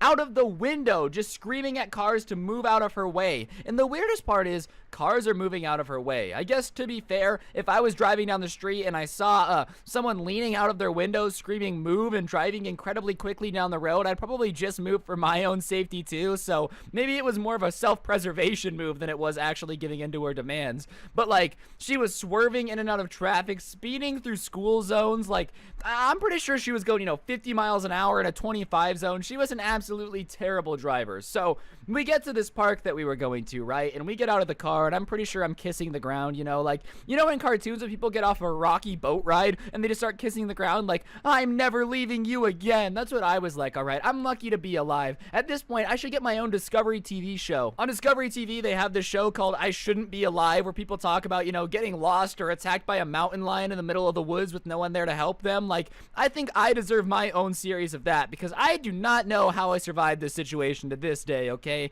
I am out here really being a savage. And we get to the park, and I go about my business just playing, and she's just sitting on a bench on her phone, just kind of looking up every now and then. Back then, phones were not super swagged iPhones like we have now, but instead, she had a green Razor. I still remember what it looked like. And suddenly, she answers the phone and starts walking away. And I'm like, whatever, she's on a phone call, no big deal. So I just keep playing on the park. I don't really think it's any big deal. So she starts walking around the park on her phone, and I just keep doing my thing, all right? I'm probably playing Power Rangers or something, pretending to be the president and, like, making decisions to impact the rest of the world. Whatever little kid me was doing. And I see her start to walk around the park on her phone, and after a little bit of noticing where she's going, I'm like, whatever, she's just on the phone, she'll come back whenever. It's no big deal. No skin off my back, no big deal at all. We're gonna be fine, no sweat. And after about 20 minutes, I look over and I realize that my mom's car is gone, okay? An 8-year-old me doesn't really know what to do. I'm kind of like, maybe she moved the car. So I walk over to the parking lot from the park, and I'm looking around, and sure enough, the car isn't there. I don't know if she forgot I existed or, like, had to go see her boyfriend or what, but Danielle is gone. The car is gone. There's no car, which, how do you forget the kids you're babysitting, okay? Like, it's one thing if you purposely leave the kid, but you'll figure out in a little bit. Apparently, she just forgot. I don't buy that. In retrospect, obviously, she just left me. But how do you just leave an 8-year-old sitting there with nothing to do? Like, I was 8 years old. You know how easy I would have been to kidnap, all right? Somebody could have just walked up and been like, hey, kid, do you want some candy? Next thing I know, I'm in Uganda making Nike shoes. Like, that was super not cool of you, Danielle. So she leaves, and I just go back to the park and keep playing because I'm like, I don't know what to do. What am I guess I'm left here. Like, there's nothing I can really do about it. I don't know. 8-year-old me was surprisingly calm. Like, I feel like most 8-year-olds would have freaked out, but 8-year-old me was like, man, better go back to playing at the park. So I go back to playing at the park, and after about 2 hours, the kids I was playing with left, and now I'm just alone at the park, and this is when I'm starting to be like, okay, this is kind of annoying. Not to mention, it's starting to get dark. Like, it's around 8 p.m. at this point in the summer where I live. And it starts to get dark around 8:30. So it's getting dark. I'm at the park alone. All of my friends left. And I'm just chilling there because my babysitter decided to leave me in the middle of nowhere in a park with no way to contact her. This is the time before cell phones. So after sitting alone in this dark park for about 10 minutes, I see a car pull up. And sure enough, face tattoo guy walks over to the park and says, all right, bro, let's go. And I'm like, what? Where did you come from? And he goes, yeah, Danielle's back at your house, man. We went there to hang out. She said she got bored at the park, so she sent me to come get you, though. And I'm like, okay. 8-year-old me didn't really know what to do, but in retrospect, you got bored of watching an 8-year-old that you're being paid to watch at the park, so you left them there to go hang out at his house with your boyfriend in his mom's car, right? And just didn't decide to come back? Like, you were just like, no? What do you mean? So I look at the guy and I'm like, I don't really know if I want to go with you. And he's like, well, bro, you either come with me or like you're staying, because she's not coming back, man. Like, Danielle sent me to get you, bro. Like, she's not gonna come get you. And I'm like, yeah, okay. So I get in the car with Face Tattoo Man, and shockingly, he is somehow a better driver than Danielle, okay? Danielle was so bad that even this guy, who was also terrible, is somehow better, right? Like, I somehow am safer in this car with this dude than I ever was with Danielle, which is bizarre. But we get back to my house, right? And we're going through the garage because the garage was open, and I see this huge scrape down the side of my mom's car. And, you know, when growing up, my parents did okay. Like, we were never struggling for anything, but my parents definitely were not insanely wealthy. Like, my parents, you know, a giant scratch in the side of the car to fix was going to be a big deal in my family, all right? Like, I never struggled for anything. I wasn't exactly like, oh, you know, I don't have food, but we were also never in a position to just be going out fixing cars every month because a babysitter, like, scraped the side out of them, you know? So I see this huge scrape down the side of my mom's car, and I'm like, what happened? Like, that's my thought. And if 8-year-old me is logical in asking what happened, then you know it's got to be pretty obviously bad. And Face Tattoo Guy is like, oh yeah, Danielle was backing out of a space when we were at the store and just crashed the car. And I'm like, wait, what? What? You guys crashed my mom's car after leaving me at the park and nobody came back to get me? You guys crashed the car and then said, we better go back to his house and hang out anyways and leave him at the park for 3 hours? The worst babysitter of all time. Like, actually the worst babysitter of all time. So here I am looking at my mom's car that my babysitter just crashed after crashing her own car. And I walk inside and I see Danielle on the couch and I'm like, what happened to my mom's car? Like, I'm trying to get to the bottom of this because I know that we're screwed, okay? I know that we are going to get in trouble for that giant scratch on the side of my mom's car because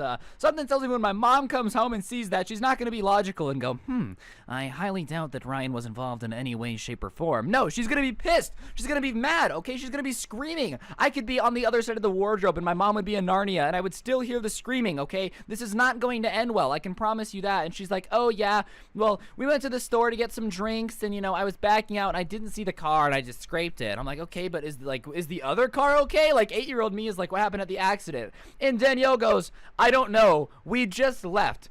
So my babysitter has now committed a hit and run in my mother's car, all right? Like, I do not understand the thought process that you're going through here when you're in someone else's car. You hit someone's car and then you go, man, better keep driving. Like, it's not the end of the world, you know? Worse things have happened. Like, bruh, you just did a hit and run in my mom's car. And I didn't really understand a hit and run, so I was like, oh, okay, I guess you can just leave accidents. Like, that's cool. 8-year-old me was like, dang, that's a life hack. Why does anyone stop for accidents if you could just keep driving, you know? You total a car, run into a school bus, make it do 18 flips, just keep driving. Who even cares? It's not the end of the world. It's not like anyone's gonna come after you and stop you, you know? Regardless, I just kind of sit on the couch and I'm waiting for my mom to get pissed. I'm just absolutely silent, which is weird for me. I like to talk a lot. And so Danielle's like, is everything okay? As she's just, you know, flirting with her boyfriend. And I'm like, my mom's gonna be really, really mad. And she's like, oh, well, you know, we should get our story straight. Like, I don't want your mom to know that I left you at the park, but maybe we should just tell her that, you know,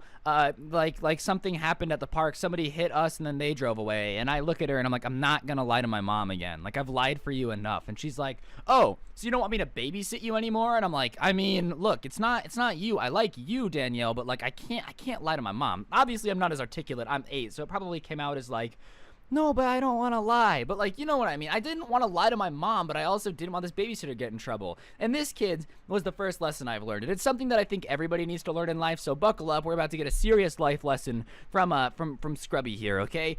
Sometimes people that you like and have loyalty in your life don't have your best interest at heart. And it's okay if somebody who used to be important to you changes and is now degrading your life and making things worse to not be their friend anymore. Like, I guess learning that lesson at 8 was a good thing in the long run, but there are plenty of people that are going to be important to you and are going to be your best friends, and they're going to change. And at a certain point, you have to understand that keeping them and lying for them and covering for them is not good. Like, you have to be able to live your life the way you want to. And if somebody is making you lie to your mother, it's probably a sign that they're not a good person to have in your life.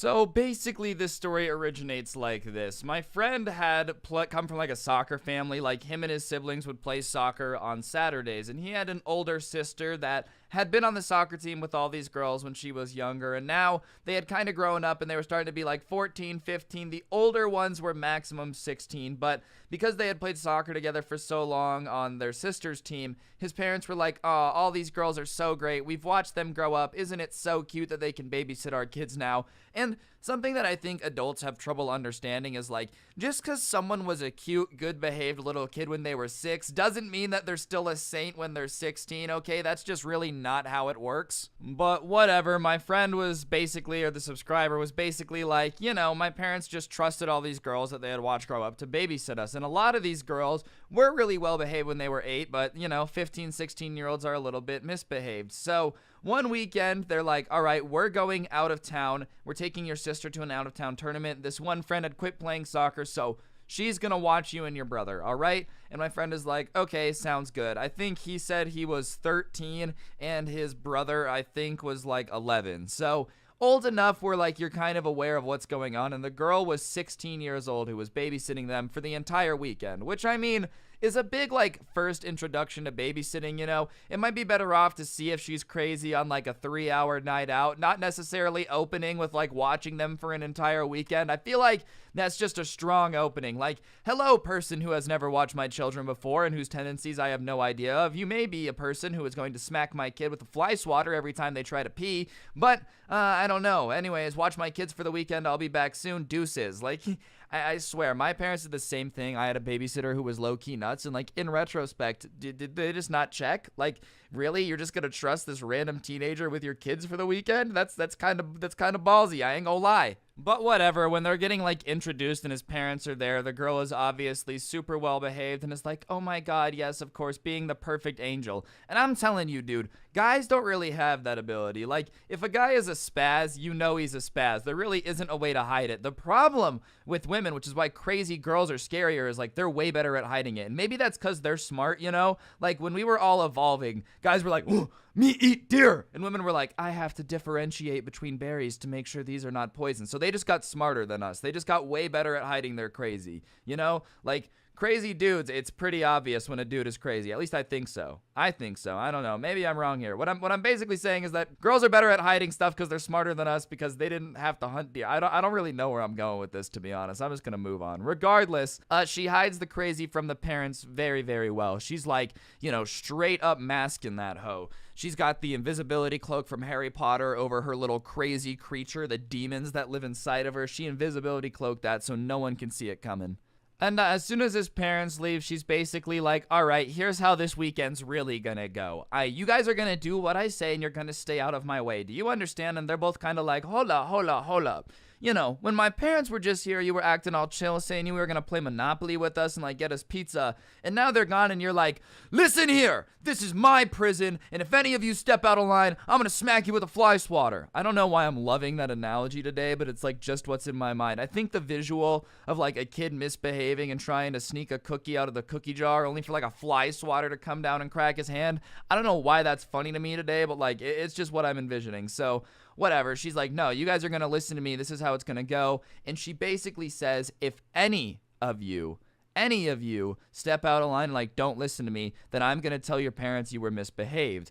And I don't know, like, some people are probably like, I'm not afraid of my parents. But as somebody whose parents, you know, definitely put the fear of God into me a little bit, like, if my babysitter would have told my parents that I was misbehaved, dude, and, like, had evidence for it and whatnot, it would have been low-key pretty sketch. So they're like, all right, we'll just do what she says. So she's kind of like, all right, let's just eat dinner and watch a movie. So they're eating dinner, and keep in mind, this is like a 13 and an 11-year-old. So they eat dinner together, and they're watching a movie, or they're going to pick to watch a movie. Like, they're trying to pick a movie. So they're going through all the movies, and the kids are obviously like, yo, let's watch, you know, something maybe a little bit more mature, but, like, nothing too crazy. They're not out here trying to watch, like, a documentary about global warming or a horror movie before they go to bed, especially, like, an 11-year-old dude. I know some people are super into horror movies. I personally am a little pansy. Like, if I watch a horror movie before I go to bed, it's just not happening, dog. Like, I will straight up just be looking at the door like, all right, At any moment, a crazy man in a mask is going to run in here, and that's just how it's going to go, Ryan. Like, that's just life.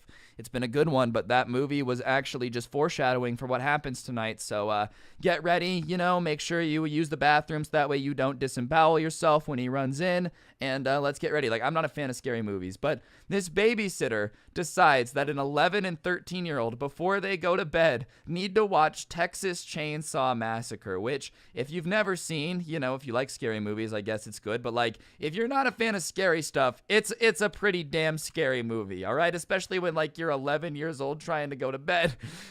All right, 11-year-old, remember, this movie's about a stranger picking up a chainsaw and just absolutely running through a neighborhood. But, good luck. Your window's unlocked, by the way. Like, that's basically what happens. So they start watching it, and obviously it's pretty intensely scary, and my friend's 11-year-old brother starts crying and is begging the babysitter to turn him off. And so she's like, go to bed, and he's like, no, I'm scared. So she's like, fine, we're gonna toughen you up. So she goes and gets a chair out of the living room and ties the kid up with shoelaces to the chair in front of the TV, so he has to watch Texas Chainsaw Massacre. And this 11-year-old is like, dude, I'm terrified. Please don't do this. And she's like, well, you should have thought about that before you got scared. Like, look, you annoyed me, and now I'm making you watch this movie. So she, like, ties him to the chair, and my friend is kind of like, I don't really know what to do, because she is bigger and stronger than me, and I'm trying to help my brother. So obviously, the situation's a little bit out of control. Personally, I've babysat some people in my time, and my go-to tactic when they're like, hey, I don't like this, isn't, well, let's tie you to a chair and waterboard you, Jimmy. Like, that's never my go-to personally. So obviously, this babysitter's a little bit out of control. So, like, she terrifies this kid, makes him watch Chainsaw Massacre, and they try to go to bed that first night. The little brother can't sleep. He ends up sleeping with his older brother because he's terrified of, like, chainsaws. He has nightmares the entire night. He can't sleep very well, and the babysitter is, like, out like a rock on the couch. So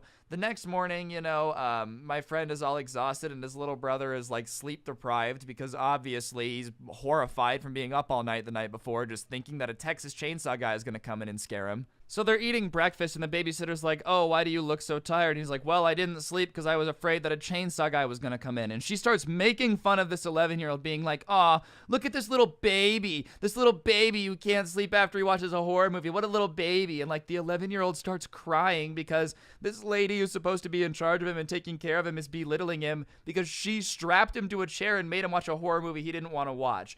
So he gets up and, like, runs to his room, and she's like, whatever, we're gonna teach him how to not be scared of it. And my friend's like, okay, well, how are we gonna do that? And she's like, okay, you go to your room and don't come out, no matter what.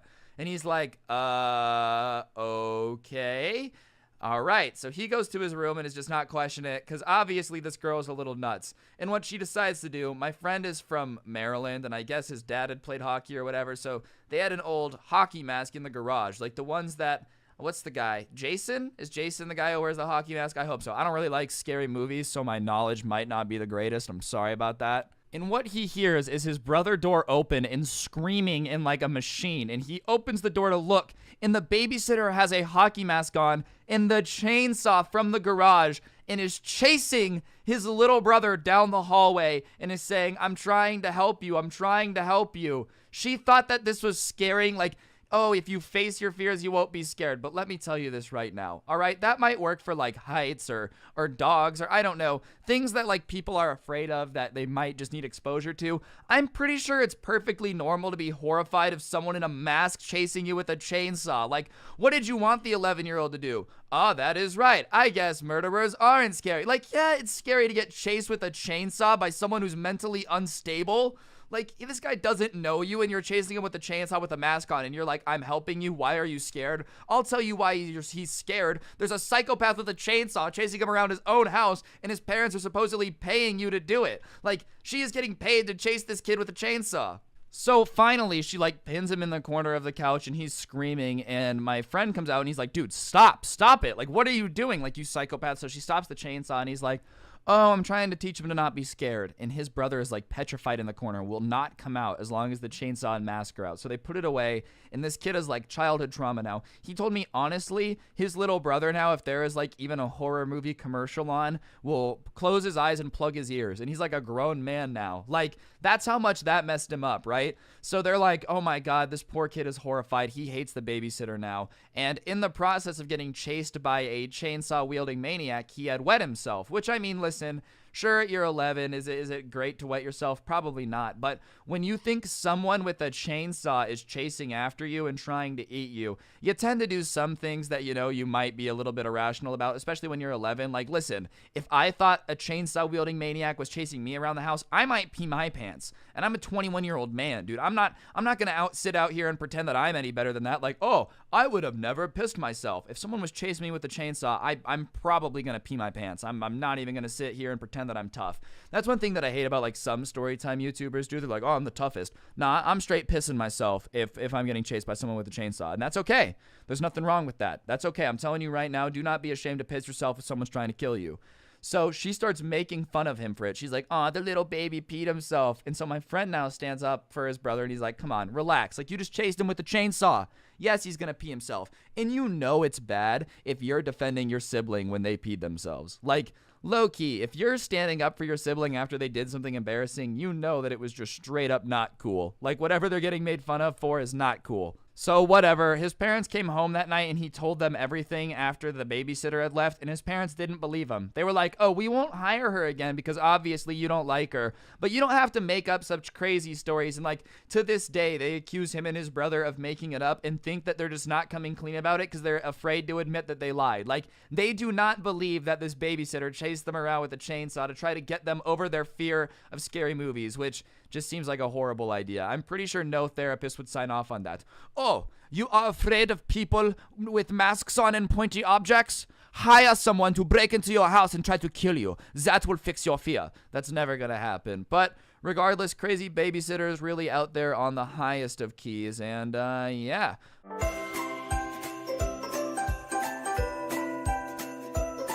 For those of you who haven't seen the first video, I had a babysitter when I was like 4 called Douche Canoe Daniel, who stole my mom's car, locked me in a closet. Just generally was not the best babysitter in the world, but the straw that broke the camel's back and got him fired is when he smoked weed with a 4-year-old in the room. That's right, guys. Smoked the devil's lettuce with an angel. That was me, by the way. I was the angel. Anyways, what basically happens is one night my parents are like, hey, yo, let's go on a date, you know, because my parents are dating and stuff. I don't really know what's going on. My parents love each other, I guess. It's kind of awkward sometimes when they start making out in front of me. That doesn't happen. I don't know why I said that. But regardless, they say, yo, Douche Canoe Daniel, can you please come over and watch our magnificent son? Oh my gosh, one day he's gonna be a giant YouTuber. You just wait and see. And Douche Canoe Daniel goes, no, he's not. He's a turd. I'm gonna lock him in a closet, make out with my girlfriend in a stolen car, and then blame you for it somehow. Because that's just who Douche Canoe Daniel does. What a silly little goofball, you know? Just what a guy.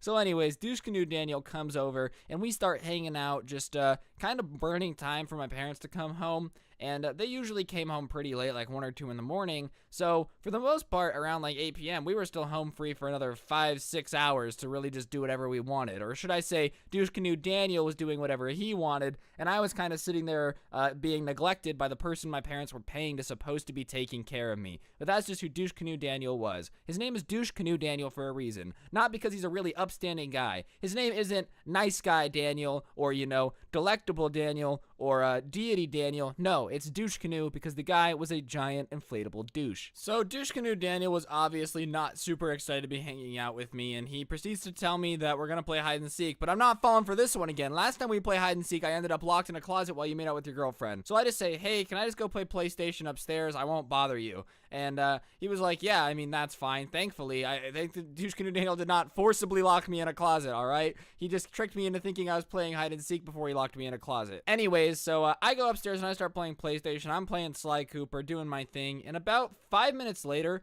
this scent just comes into my nose and it smells like a skunk. It smells like the most foul thing I've ever smelled.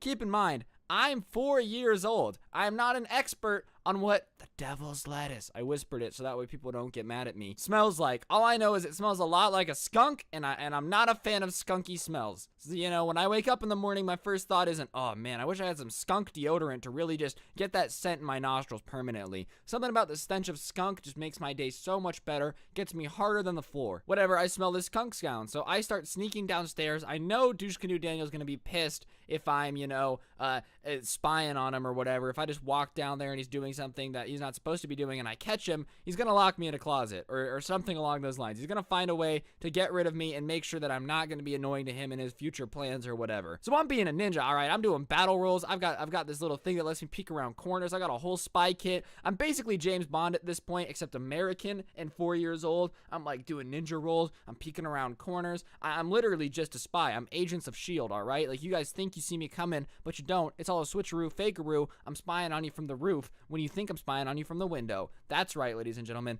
I'm a spy. I'm doing karate moves. I swear for one point I actually became Danny Phantom and went ghost. I was basically being a ninja. That's all you gotta know. And I get around the corner and Danny has this little like paper thing rolled up and it's burning on the end and he's smoking it. And I'm like, wow, that's weird. I don't know what that is. I didn't really know what drugs were because shockingly 4-year-olds in my neighborhood were not walking around like, hey, yo, bro, let me pass that blunt, bro. You know what I'm saying? Ha, hit the blunt, hit the blunt, hit the blunt. I'm not Cyrus, all right? Cyrus is the type of kid to smoke drugs when he's 4 years old. I'm not. I am an innocent little angel who's never done anything wrong, to be honest with you. I'm basically perfect. And you know what? If you want to smoke weed, if you want to get high, that's totally fine. I'm not going to judge you. I get it. Sometimes people got to do what they got to do, have a good time, relax. But the stipulation is you can't get high when you're babysitting a 4-year-old, all right? Like, that's the one rule. Literally, it's on the wrapper. Hey, please don't smoke this around toddlers because it's probably not a good idea and you won't be able to babysit them effectively. So whatever. I still don't really know what's going on. All I know is that he's smoking something, and smoking is bad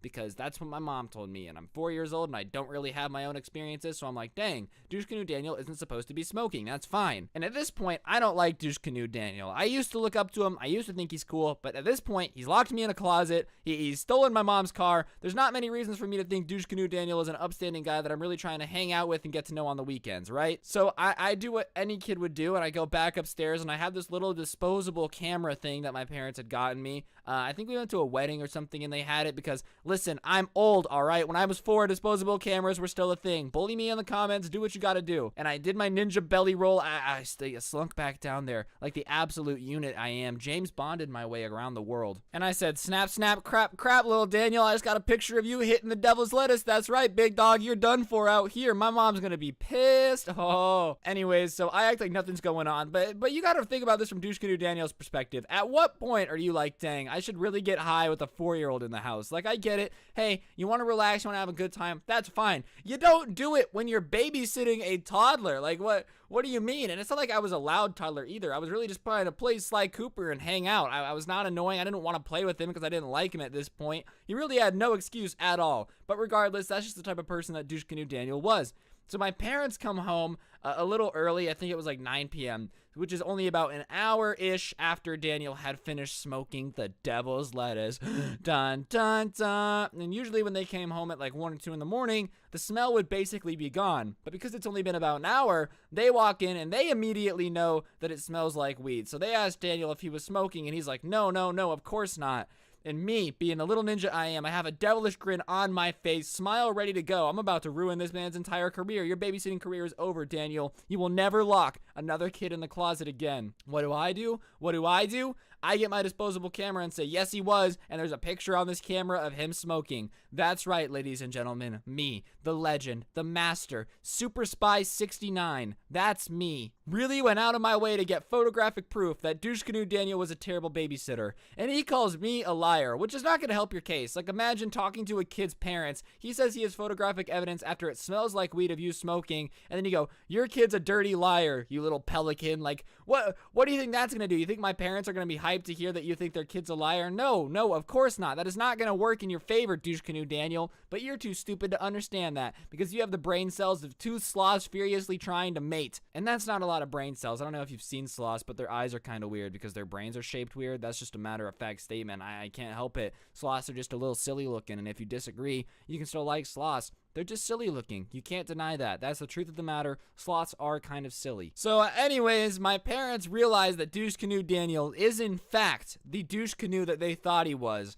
and decided they're never going to hire him as a babysitter again. And they proceed to start asking me if he's done anything else weird, anything else that's a little shady, and I didn't snitch for a while. But basically what happened, the time my parents found out everything Douche Canoe Daniel had done, locking me in closets, literally locking a 4-year-old in a closet, stealing my mom's car, everything, was in 8th grade. You see, Douche Canoe Daniel always told me that if I snitched on him, then he would tell that, I spilled chocolate milk on the carpet, and my mom would have killed me. I'm not gonna lie, my mom really loves carpet. She's basically like carpet sexual, all right? That's what you gotta know. And my mother, you know, definitely loved her carpet, so I was terrified of ever saying anything about Douche Canoe Daniel because I didn't want to get in trouble, because when you're a kid, you're like, please don't yell at me, Mom, I didn't mean it. The chocolate milk was an accident. It'll never happen again. I'll never betray my family's trust for sweet dairy products again, all right, guys? Stop it, please don't hurt me, please don't harm me. I'm a fragile little boy. But anyways, in 8th grade, we're talking about babysitters, and my mom starts telling her friend the story about Douche Canoe Daniel and the weed. So you know what I do? Obviously, I say, well, there's a lot more to it. And I tell my mom everything about being locked in closets and him stealing the car. And my mom's like, oh my God, you didn't say anything? So I'm like, well, no, I didn't want to get in trouble. And she said, Ryan, trust me, milk is way less bad than stealing a car and, you know, taking a 4-year-old out at 1 in the morning to make out with your girlfriend. And I was like, oh, I guess I didn't think about it that way. You are correct. Douche Canoe Daniel was definitely a giant douche canoe. But after he got caught smoking the devil's lettuce, he never babysat me again. He was fired, dunzo, kabbalish, poopsied on, everything that you can say to get fired. My parents actually told his parents. He got in trouble at home. He got his PlayStation taken away. You know what that is, Douche Canoe Daniel? That right there is karma. Ladies and gentlemen, do not mess with the spy Scrubby, because I will get you. I am a super spy. I've been trained in the KGB, Russian intelligence, to be able to spy on you and make your life miserable if you smoke weed around me. So don't test it. Don't try it, for I am Scrubby Bond. That's right, ladies and gentlemen. I was Scrubby Bond when I threw oranges, and I'm Scrubby Bond now. Nothing's changed. The only thing that has changed is my work ethic and my ability to be an absolute unit.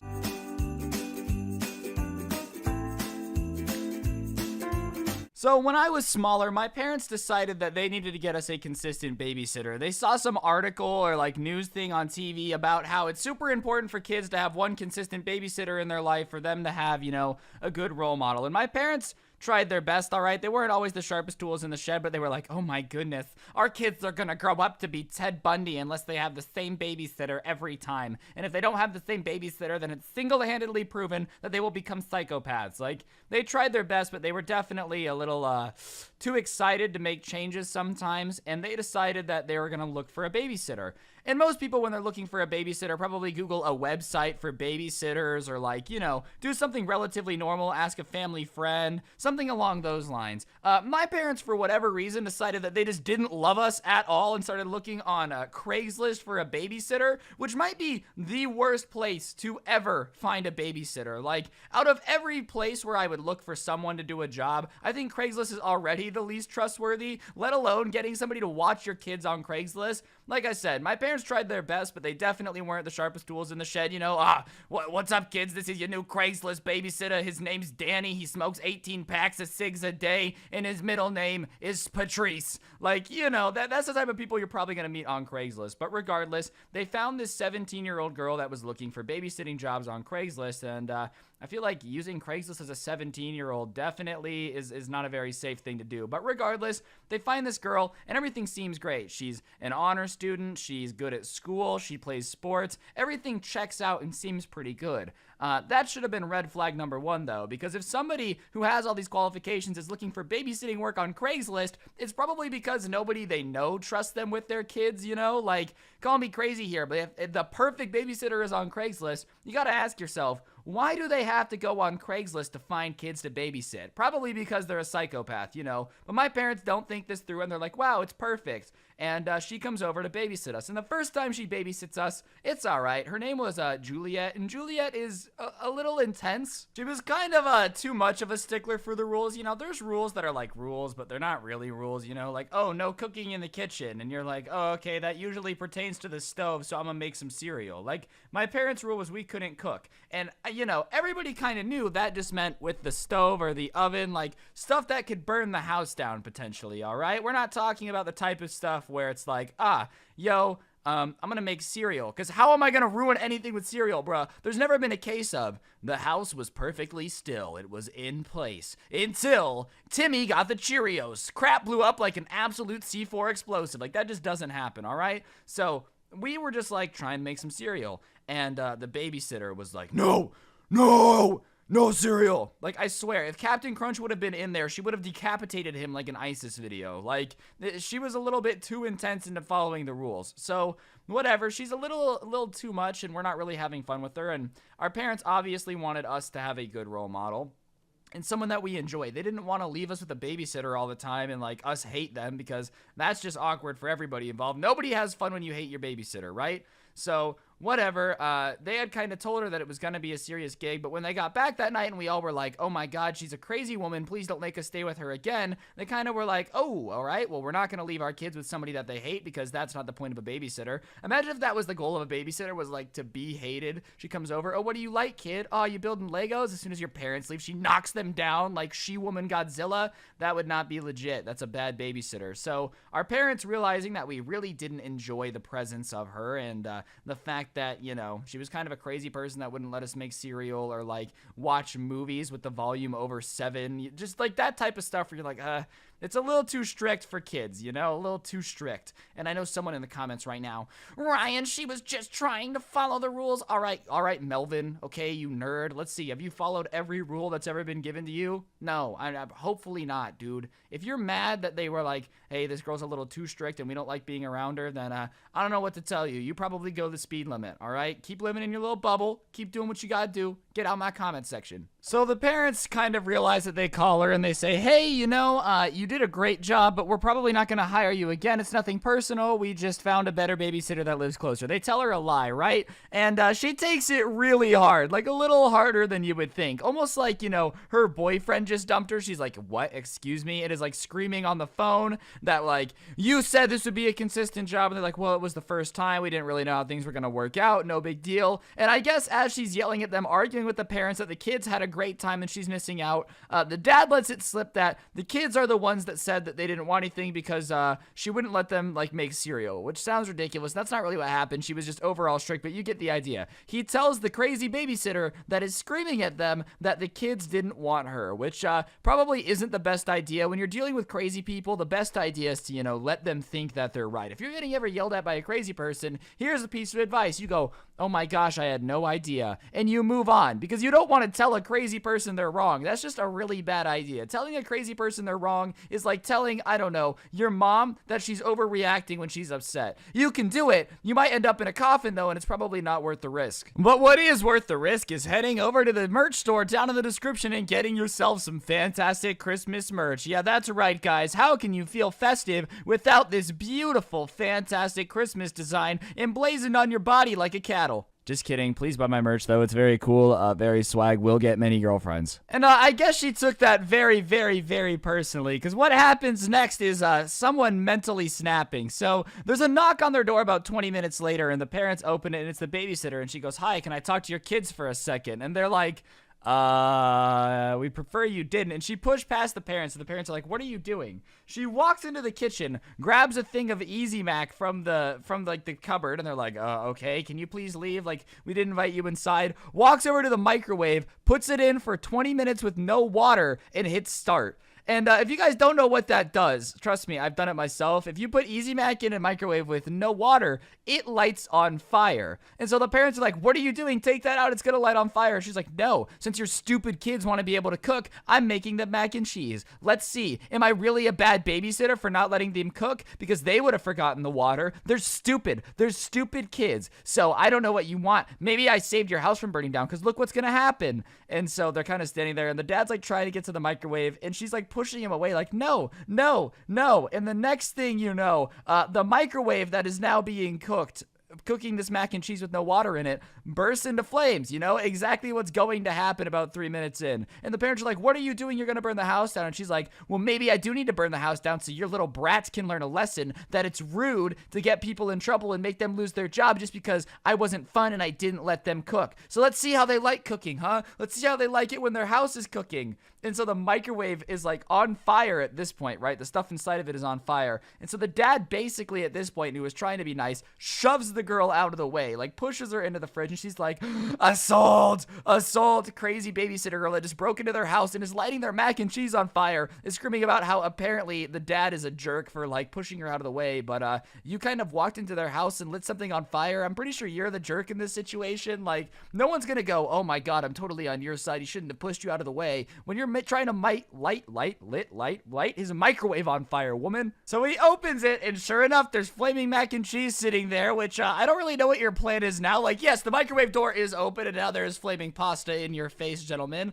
I don't really know what you're gonna do now. Like, realistically, what do you do once you've got the flaming microwave in your hands? Like, oh, here, I've just got this random amount of flaming stuff in my hands. It's like a Hot Pocket, but really hot, you know? Like somebody left it in a little bit too long. That thing was cooking. You know how it be sometimes. And they're like trying to put it out, but it's very hard to put out flaming mac and cheese in a microwave. So finally they get it out and they're like, what are you doing, you crazy person? She's like, if I don't get this job, then you don't have the right to have a house, which is a really weird way of connecting the dots, all right? Like usually with paint by numbers, no, green goes by blue, yellow goes by red. It makes a little bit of sense, but you're like, you fired me as a babysitter, so I'm gonna burn your house down. I'm not really sure how these two things are connected, but you're a psychopath, right? So the parents obviously call the cops, and the girl basically tries to explain that school's been really hard on her, that she's like an honor student, and this was gonna be her fun outlet, and when she got fired, she had a mental snap. And by mental snap, I mean breaking into their house and purposely lighting Easy Mac on fire in the kitchen to try to burn down their house. Just a typical Tuesday type of stuff, you know? Nothing What's too wild. going on, Typical guys? It's your boy Tuesday. Scrubby here, If your back typical again with Tuesday another consists of video. burning Hope down you guys are houses, having please a do me great favor day. and stay I know extremely far I away am. from And everything today, I own, ladies and 'cause I'm gentlemen, I've got a really story just for y'all not about a trying cringe to, individual that catch I my was in house on contact fire. with in It's high nothing school. personal, you know. If Arguably you one wanna of the burn your house cringiest down, people that's to on ever you, but please don't exist. do it I to would me. say they're up there. It was this kid who was crazy addicted to Minecraft, also never showered, and was also really bossy. Not a good combination.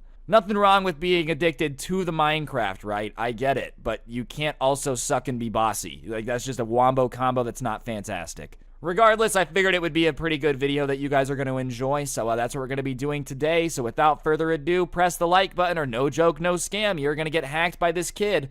And without further ado, let's get into it. Wow, wow. I'm getting quiet now.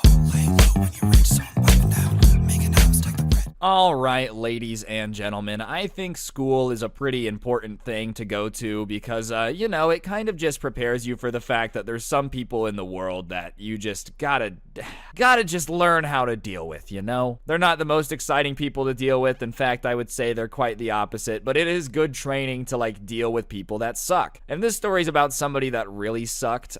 This took place in my junior year. I came to class one day, you know, sat next to these people that I didn't really know too well. And one of the guys at the table was someone that I had seen around school plenty of times before, just kind of walking around. I had never really had a chat with him or anything. His name's going to be, we're going to name him Sam for the purpose of this story, okay? Because I have a lot of friends named Sam, and I don't want people to figure out who this is.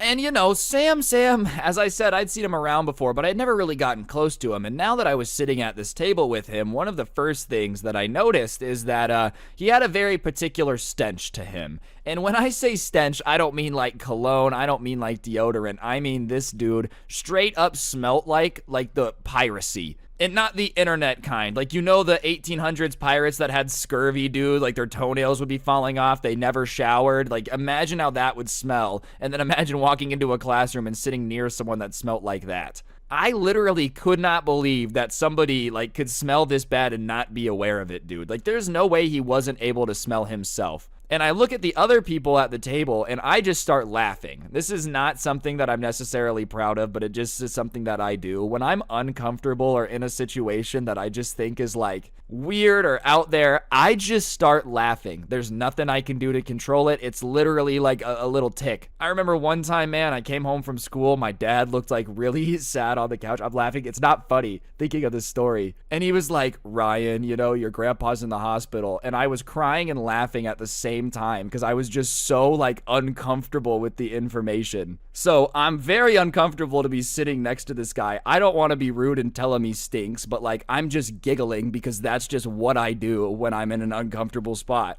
And so he looks at me and he's like, what are you laughing at? And I'm just kind of like, oh, nothing. And he's like, no, what's so funny? Like, if you think it's so funny, share it with the table. And I really don't know what to say because I don't want to insult him. I don't want to be rude, but I'm laughing at how he smells. So I just say, I thought of a really funny joke that my friend told me earlier, and it just keeps replaying in my head. I'm sorry. And he kind of rolls his eyes at me. And this is the first interaction I've had with this dude other than smelling him. And he's like, yeah, okay, I guess that makes sense. Will you do me a favor and just try to keep it down? I'm trying to focus. Which, like, alright, fair enough. I guess I was giggling too much, but at the same time, dude, come on. Like, class hadn't even started yet. I was just giggling. Not to mention, I'm giggling at your stench. Like, okay, let's just relax. I could tell he was going to be a little bit of a bossy know-it-all, you know, and so sure enough, teacher comes in, you're sitting together, blah, blah, blah, blah, blah, here's the project, da-da-da-da-da, and it ends up being something that we have to do as a little table, like the little group of people, and when the paper gets passed out, there was 2 girls, me and this kid at this table. One of the girls grabs it and reads the instructions and says, we have to do XXXX, like the 3 steps. So whatever, I'm like, alright, I start getting ready to do the 3 steps, but for whatever reason, this Sam kid is like, I'm gonna double check the instructions, because I just don't necessarily believe that you guys are able to comprehend them that quickly. Which, like, damn bro, that's pretty rude. We are reading the instructions on a worksheet in class. We're not reading the Declaration of Independence. I'm pretty sure we can read it.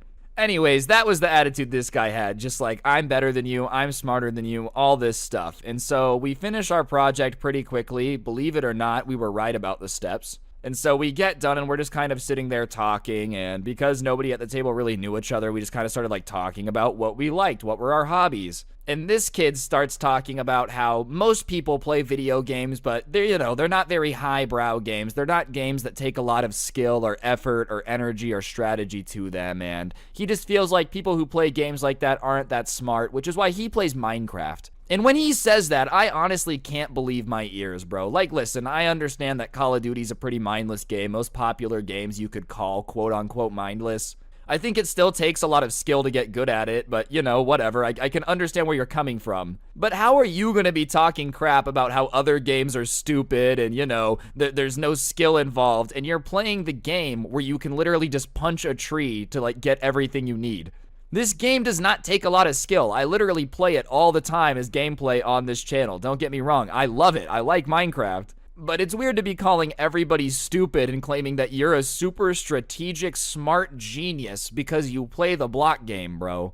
So, the first day I've known him, I know that he thinks he's better than me, he thinks the video games I play are stupid, and he smells bad. That's what I know, dude. You would think somebody that is thinking so deeply in strategy that they're a professional Minecraft player would also realize that showering might, like, benefit the situation, but no. He's just a genius in strategy, not showering. So whatever, I leave that day, and I just can't really believe that, like, that person exists. I just think it's kind of funny. But when I go back the next day, I can't even believe my eyes even more. So he had told me that they really liked Minecraft. I believed him. It's the smartest game to ever exist. So much strategy, all that stuff. But one thing that I didn't expect was for the kid to come to school the next day in a creeper hoodie. Keep in mind, we're like juniors in high school, so whatever, nothing wrong with that. Wear your creeper hoodie. But the strangest thing is this man is sitting in class with the hood all the way zipped up. Like, the creeper hoodies that you could become the creeper? He is just sitting there, like, in the creeper hoodie, zipped up all the way. You can't see his face. And this creeper hoodie is not in good shape. This was not a new hoodie. This thing was covered in,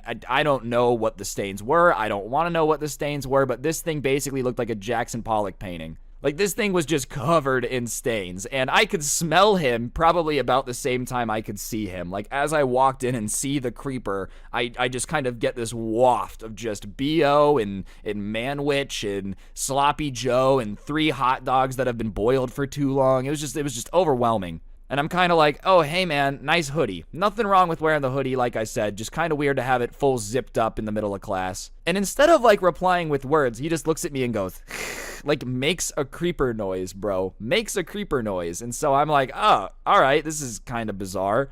And I was the first other person at the table, so the other ones come in, they kind of see the same thing. And when they say hi to him, he also hisses at them in creeper.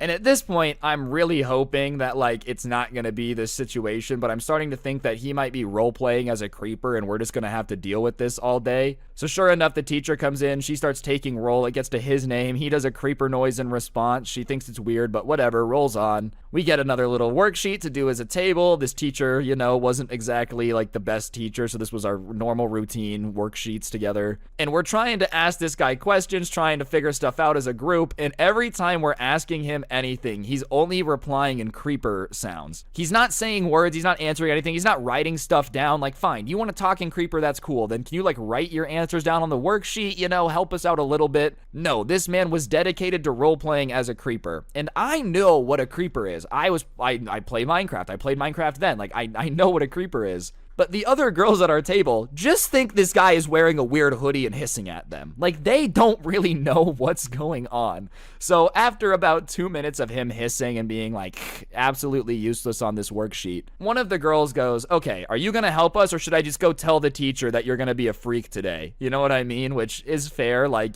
all right, this is annoying. Stop hissing at me. And when that happens, he finally decides to talk words, and he goes, I'm not being a freak, I'm a creeper. You would know that if you played Minecraft, but you're probably too dumb to understand it anyways. Yeah, bro, this girl is too dumb to understand Minecraft. It's just not a very hard game to understand. It's just not. And even then, what does understanding the video game Minecraft of, like, collect resources, stay alive, have to do with you pretending to be an animal from Minecraft to the point where you're not talking? I get Minecraft, and I still don't really know what you're going for, bro. Why would you want to pretend to be a creeper? The name itself should, like, let you know that that's a no-go. You shouldn't want to be a creeper, bro. That's not what you want. Alright guys, I'm going to interrupt the video for just 1 second. If you take a look at your screen now, you'll see a gift card code. For those of you that don't know, I give away a gift card in every single video I post here on the channel as a way to say thank you to you guys for subscribing and turning on those notifications. So if you haven't already, subscribe, turn on notifications so you never miss another video. And yeah, I give away free money so you got nothing to lose. And thank you very much for everyone that already has them on. I will shut up and get back to the video now. Thanks. Anyways, the girl predictably doesn't really know what he's talking about, and she's like, okay, I'm gonna go tell the teacher. So she just gets up, goes, talks to the teacher. The teacher comes over and is like, all right, what seems to be the problem? You know that you can't be talking in made-up languages during class, like you have to work as a team. And now Minecraft Kid is still zipped up in the creeper costume, by the way. He still hasn't unzipped it. And he starts arguing with the teacher about how, you know, it's his constitutional right to dress this way, and the freedom of speech protects talking like a creeper. And the teacher, you know, is kind of like, all right, great, we're going to be in one of these discussions.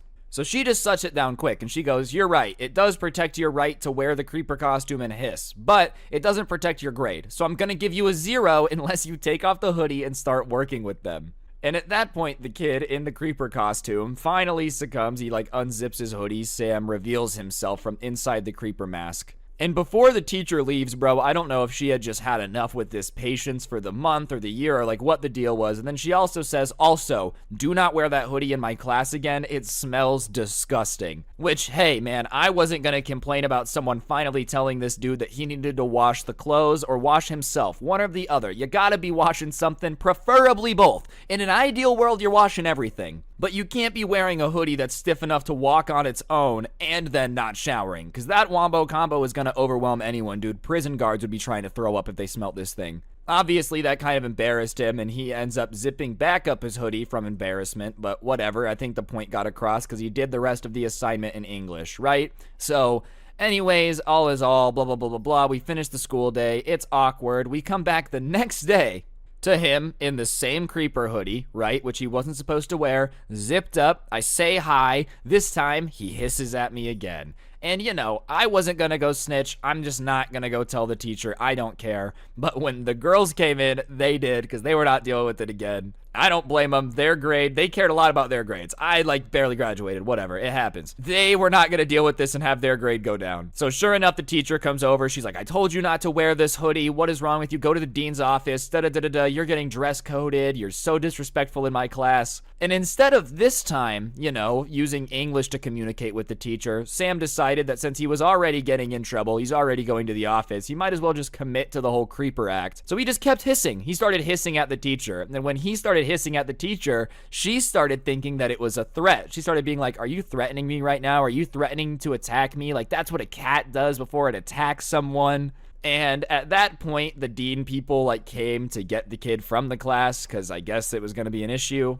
And she starts telling them that like he was just threatening to attack her and stuff. And now he's talking in English, trying to clear up that the hissing doesn't mean that he was going to attack her. The only problem was, dude, and this is so funny. He's obsessed with Minecraft, right? His explanation instead is that creepers hiss before they blow up.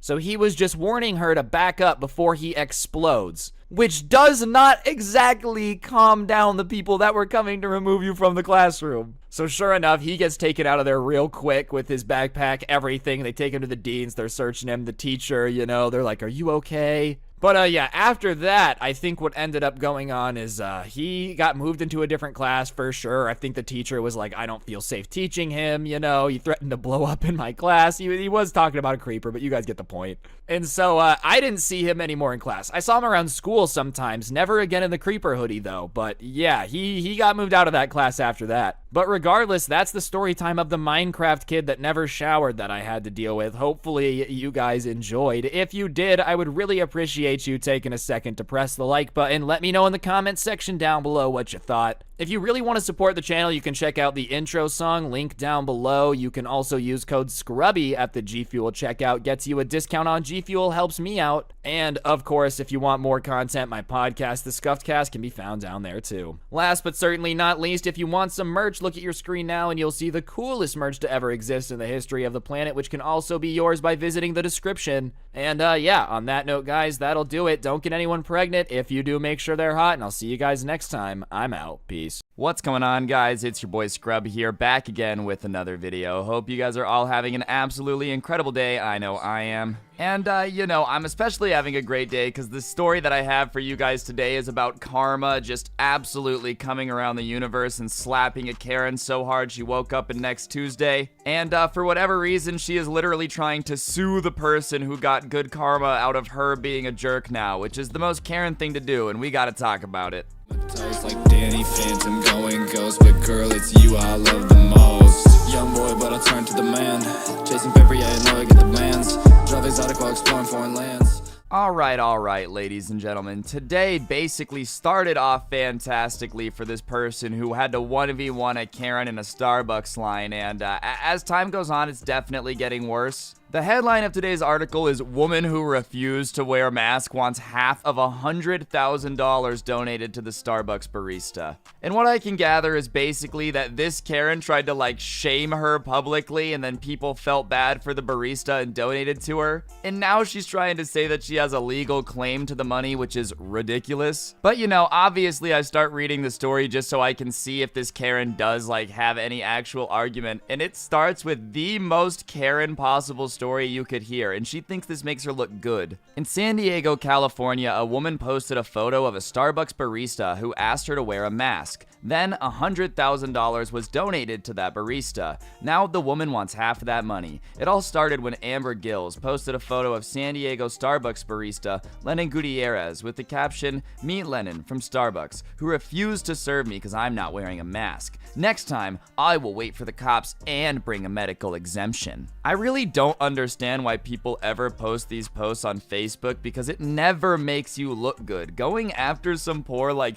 minimum wage worker for doing their job and flexing to your friends that you're gonna try to get them fired just makes you look like a weirdo. Yeah, that's right. I took this secret picture of someone making my coffee because they did their job, and now I'm gonna try to get all of my friends to hate them for absolutely no reason. And if you don't like it, too bad. I'm a grown woman who handles problems like an absolute 2-year-old. I also love the internet on this one. That Karen posted it to shame her, and then people tracked down the barista just to give her more money, only to spite the Karen. Like, That's a very American level of petty right there, and I'm proud of it. That's our #1 export next to weaponry is pettiness. A stranger in Orange County, Matt Cowan, said he wanted to donate a few dollars to the barista and tip money, so he started a GoFundMe. And as the photo on Facebook filled with hundreds of thousands of interactions and comments from people supporting the barista, the tip money eventually hit more than $100,000. And Lennon said he plans to use that money to further his education and allow him to follow his dreams of dancing. Alright, so this guy gets called out by a Karen for doing his job, and the internet does what the internet does, rewards him. And he's like, wow, awesome, my life has changed forever.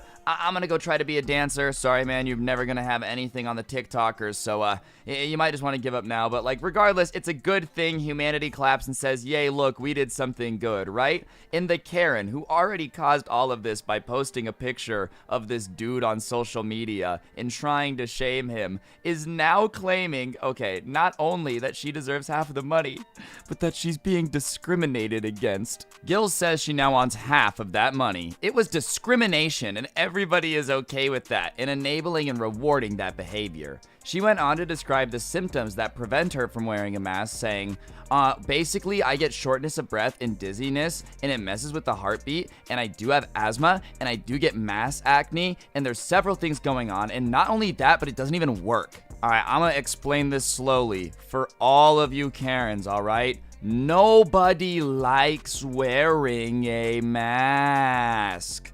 But you just gotta do it. The Starbucks barista does not want to fight with you about this, dog. He just wants to do his job and get paid and go home. Also, no, I do not care that you get mass acne. I literally do not care. You still have to follow the rules like everybody else. Sorry, you're gonna get some pimples. That's really unfortunate, you know? In fact, if you get pimples where you wear a mask, you should just keep wearing a mask so that way nobody can see them. It really makes sense, you know? And we should just get you something that covers your voice, because the fact that you said this and thought it makes you look good is insane. Because trust me, her quotes to this news article gets even crazier. She provided KJTV with 2 documents to prove her medical exemption. One is a pelvic exam from 2015, and a second piece of paper is a handwritten note with a letterhead from a San Diego chiropractor who she asked not to be named, and it says, Amber has underlying conditions that prevent her from wearing a mask or any type of facial covering whatsoever. Please contact me if you have any questions. This lady's gotta be on crack, bro. Like, that's the only logical explanation. You gave them an exam of your pelvis, which is the area, like, in your hips, you know, like where your butt is, like that kind of area, and said, this is why I can't wear a mask on my face. You've got to be on crack. Like, that's the only logical explanation, is that this lady's on crack. You can't tell me anything else. And then the chiropractor note, bro. Like, yeah, trust me, I crack her back every day. I know she can't wear a mask. Like, I'm sorry, dude. That's like getting a note from an optometrist telling me that you can't be in PE because your legs hurt. Yo, why is your eye doctor writing me notes about how your knees feel? And to make it even better, they called the chiropractor and were like, all right, it said please contact you if you have any questions, so what's the deal? When the chiropractor who wrote the note was called, he said he could not discuss her situation.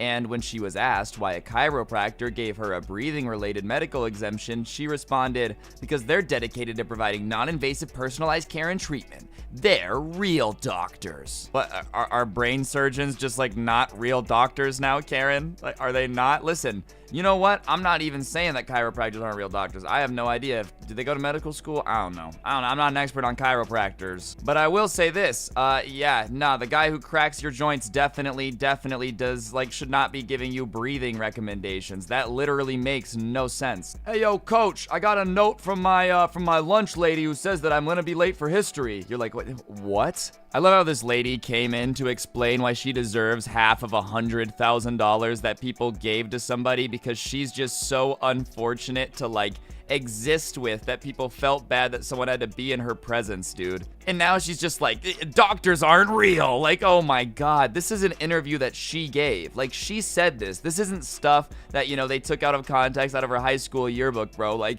she called them and said, yeah, nah, this is what I want you guys to put in the article. I'm being discriminated against. You ever think that you're being discriminated against because you're just stupid? When asked if she has an apology or message to the public, Gil said, no, absolutely not. I feel like I need the apology. I've been discriminated against. I'm the one who's sick. Gil said she's spoken to a few lawyers about taking her case for getting half of the money, but said they're all expensive, so she started her own GoFundMe to try to raise money. This lady's on crack. She has to be on crack. She's starting a GoFundMe to pay for lawyers to sue somebody to get the money from a GoFundMe. Could you imagine that? She raises $100,000 in her GoFundMe and then spends it all on legal fees just to lose? She does seem like she might actually be that stupid. I deserve the apology. That's me. I deserve it. Like, regardless, you still tried to shame a minimum wage employee on your social media account and get them fired, dude. You really just have to wonder, like, how somebody this entitled can possibly exist. Like, how do you honestly believe that you are the good guy in this situation? It blows my mind. In most situations, there's at least a little bit of a gray area where you can understand where a Karen is like, well, you know, you guys did take some things out of context and da-da-da-da-da, but like, yeah, this lady's just on crack, dude. If you look at my pelvic exam, it's why I can't wear a mask. You're like, oh, what does your pelvis have to do with anything near your mouth? Well, my chiropractor's note, it's like, dude, what are you on? I want some. Anyways, guys, let me know what you think in the comment section down below. Do you think she deserves half the money? Have you ever seen somebody so dumb give an interview for no reason? Like, man, I don't know what's up with Karens, dude. They be getting bold. If she does get half of this money, I'm really gonna be pissed off because, oh my god, this lady is just straight up nuts. Yeah, that's gonna do it for the video, though. Hopefully you enjoyed. If you did, like, comment, subscribe, all that good stuff. If you are gonna sub, might as well turn on notifications because YouTube doesn't notify anyone about anything anymore. And yeah, if you like the intro song, a link will be in the description down below. Follow me on Twitter at Scrubby_69, Instagram at Scrubby. Use code Scrubby at the G Fuel checkout and get yourself some of the OG Sub Club merch. On that note, guys, have yourselves an incredible day. Don't get anyone pregnant. If you do, make sure they're hot. And I'll see you guys soon with another video. I'm out. Peace. What's going on, guys? It's your boy Scrub here, back again with another video. Hope you guys are having a great day. I know I am, and today we're going to be taking a look at some Reddit posts, and the thread for today is simply, what was the dumbest rule your school enforced? Obviously, anytime there's a reason to make fun of a school for being stupid, I'm going to take it because goddamn does it feel good, and yeah, without further ado, you guys sit back, relax, and enjoy. It's so good, it's not good. Nice rack in her ass Brazilian. Just turned 21, but my bank's a million. Swear I'm a little drunk, but it's a hell of a feeling. Alright, so stupid rules are obviously pretty common around most schools, but these ones tickled my fancy a little bit. I went to school in the UK. If you were too warm and wanted to take off your blazer, tough crap. To take off your blazer, everyone in a classroom had to take it all off so you all look the same. If someone was opposed to taking it off, you all had to keep it on. Sitting next to the radiator was a pain in the butt. During the summer months, we'd have designated non-blazers, and these were the days when the school was probably scared of accidentally killing students by forcing them to wear their blazers. Dude, I'm sorry, but if kids are gonna feel insecure because someone else in class took off their jacket, they probably just shouldn't ever go outside again. Red, royal blue, camouflage, and solid brown were banned colors because of gang affiliation, and they even went as far as making us cut all the JanSport logos off of our backpacks. Boy, was my mom pissed when she found my brand new backpack came home with a slash in it from the teacher not paying attention while ridding me of my gang affiliation. Yeah, you know how it is, guys. The more JanSports you have in your school, you have tons of gang violence. Me and my friends would beat people to death with JanSports on the daily. School added thumbprint scanners at the gate of the school, which counted as registration and attendance. Needless to say, I would just walk to school and scan my thumb and walk back home with them none the wiser. And it was great until they noticed. I feel like this guy definitely is way behind in his education, bro. Like, homie missed 5 years of school due to this stupid thumb scanner. In my freshman year of high school, we had a terrible vandalism problem. The bathrooms would be broken in various ways constantly, and in a stroke of pure genius, the staff decided that when the bathroom was vandalized, it would be closed for a week on the offense, a quarter for the second offense, and permanently on the third. They took back the rule after closing every bathroom on day one. Yeah, you guys want to vandalize the school? Well, guess what? You're gonna have to poop in the sinks now. Haha, how you feel about that one, Timmy? And the kids just start slinging their poop like chimpanzees.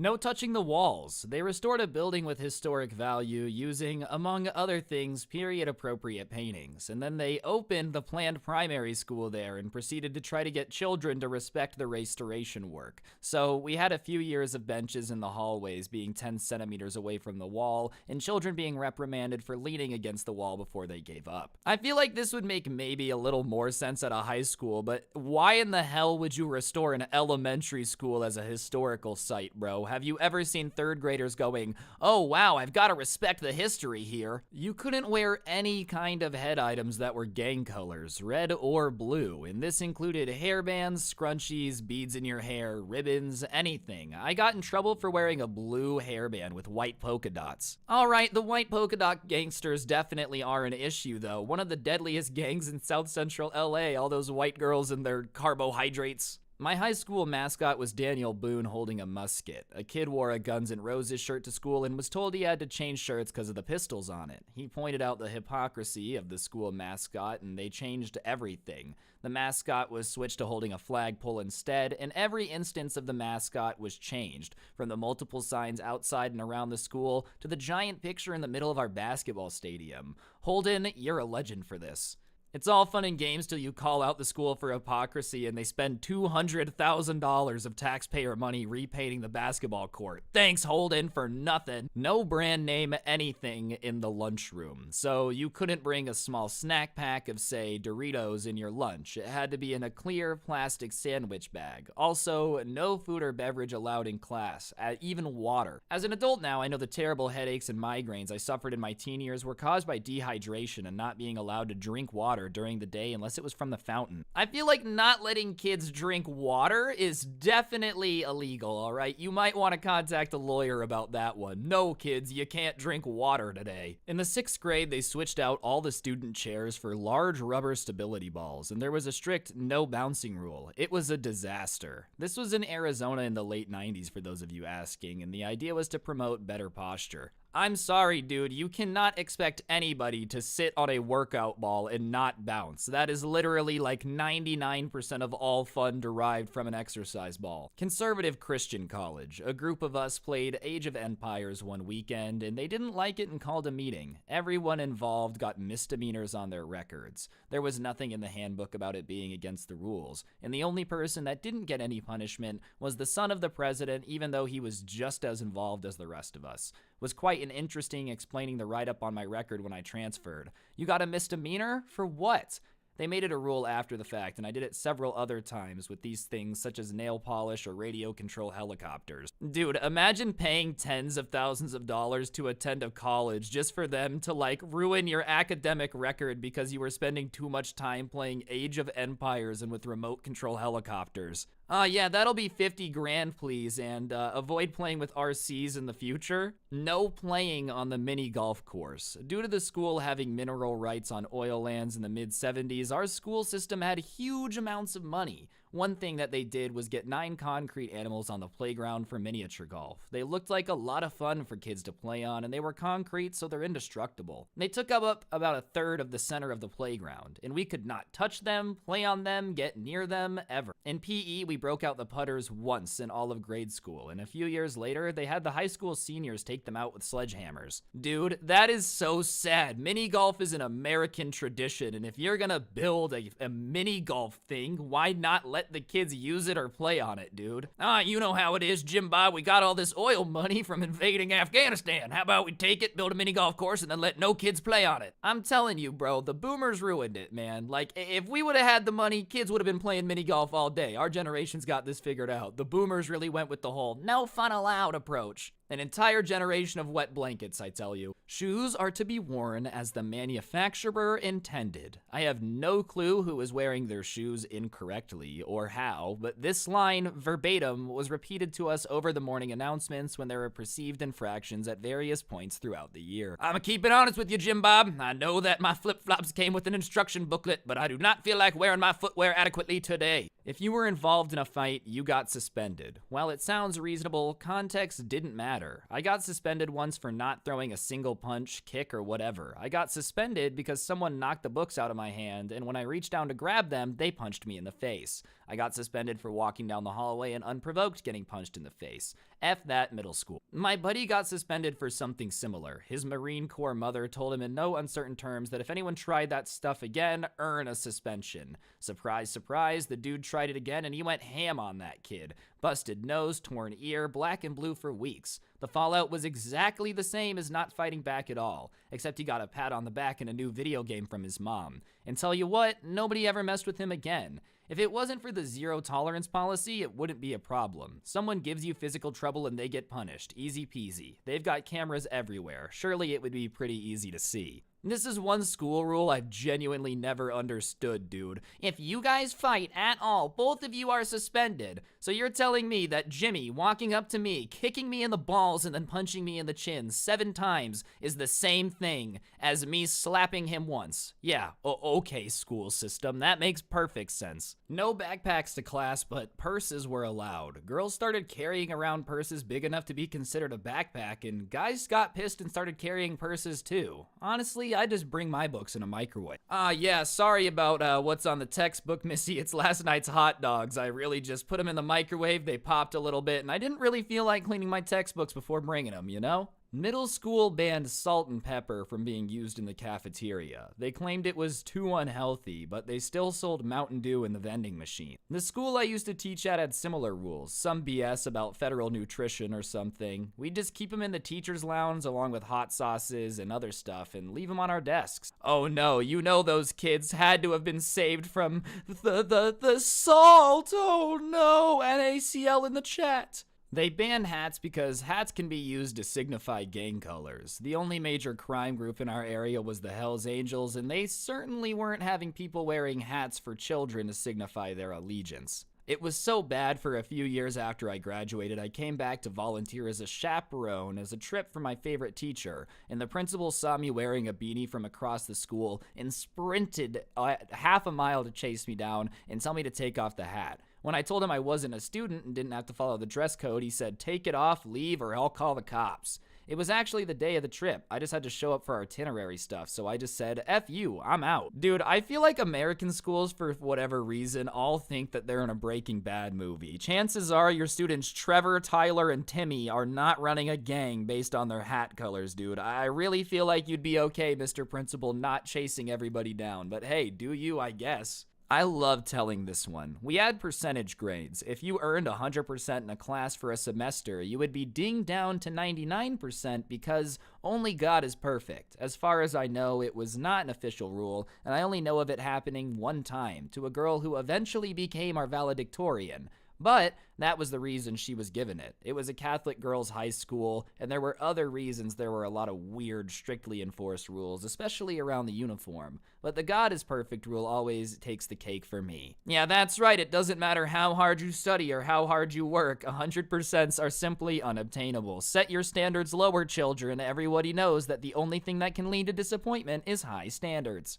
My high school banned t-shirts that had the cover of Rush's album Signals, an album popular at the time, which features a dog sniffing a fire hydrant. They considered it scatological because the dog was about to pee on it. This struck the entire student body as extremely stupid, and roughly half the student body picked a day to wear the t-shirt. We won. Yeah, it's all fun and games till you realize you really can't send home 99% of the student body for wearing a shirt, dude, especially if that's what they want. Oh no, please don't send me home for wearing this shirt. I would hate to leave school early. We were all given these ugly planners at the beginning of the school year with a few pages at the back with hall passes. And if you didn't have your planner or all of your boxes were filled in, you weren't allowed to go to the bathroom. And no, you couldn't buy a new planner or borrow one from your friend. The only excuse you had was if you had a doctor's note. But no doctor is going to give you a note for an upset stomach caused by the second lunch. Oh wow, I totally forgot about this until you said it. We had these too. Some teachers gave extra credit to kids who never used any of their hall passes. I went to school that had block scheduling, so our classes were 2 hours long. Pretty messed up that we were incentivized to never use the bathroom now that I think back on it. So I forgot that this happened to me too, dude. Can we all agree that this is a really weird idea? Like,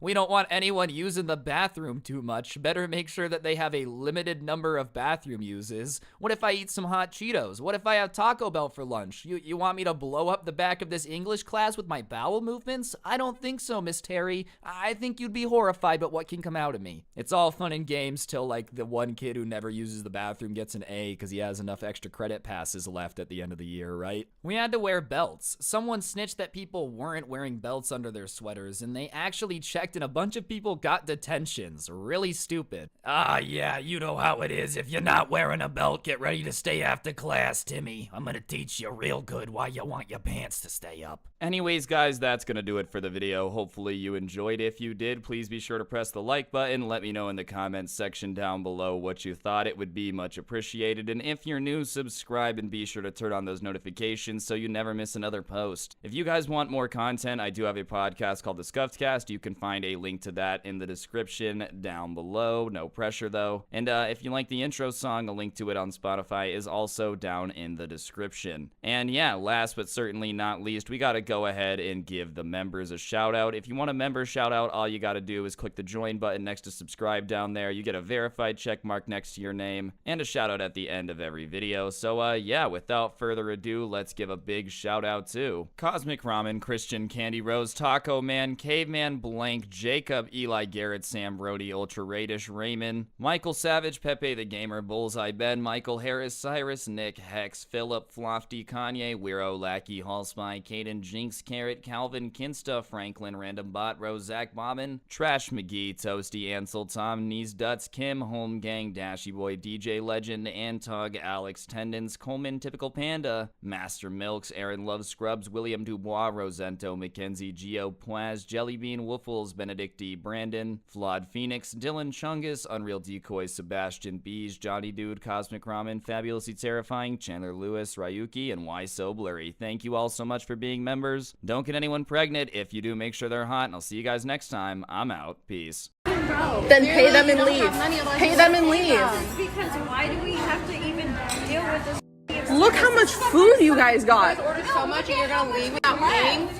Look at how much we left. Without paying? I don't think this lady actually understands why it's wrong to steal food from a restaurant. Like, just because you don't eat it doesn't mean that it's not wrong. Well, yeah, we're not paying, but like, look, we left a lot of food. Yeah, but they can't go serve it to somebody else. Hey, listen, man, you ordered the lobster and these two chicks came in here earlier and ordered this one. Trust me, we just microwaved it. It's good. Like, people this stupid honestly should just be in jail because you're just stealing from a restaurant for a really bad reason.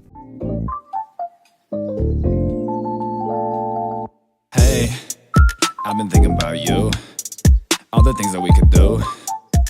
What's going on, guys? It's your boy Scrubby back again with another video. Hope you guys are having a great day. I know I am. And today we're going to be taking a look at some Karens freaking out. Karen's gone nuclear number 3. The other 2 have done great. So, you know I had to milk it for a 3rd video. And I will literally take any excuse to make fun of Karens. It's one of my favorite parts of the day. So, yeah, without further ado, let's get into it and press the like button. Otherwise, you're confirming that your girlfriend should break up with you. You still ordered it. They still cooked your Still left food. without paying.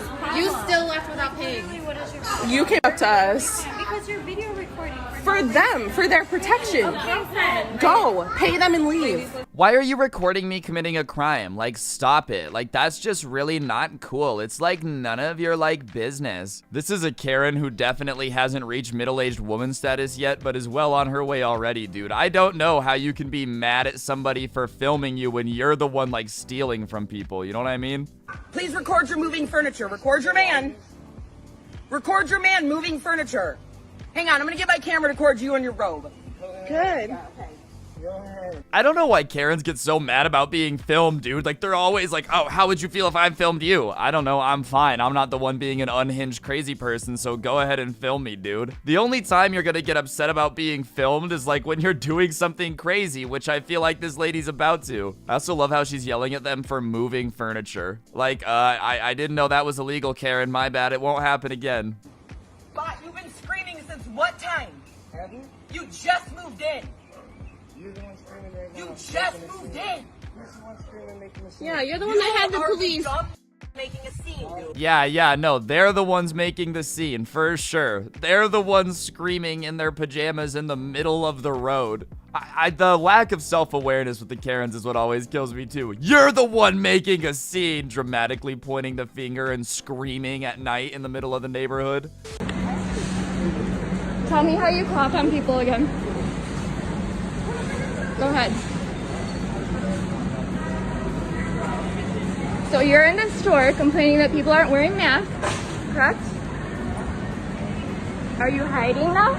Please tell me someone was not stupid enough to complain about people wearing masks or not wearing masks while they weren't wearing a mask. Like, people this stupid don't actually exist, right? Please, please.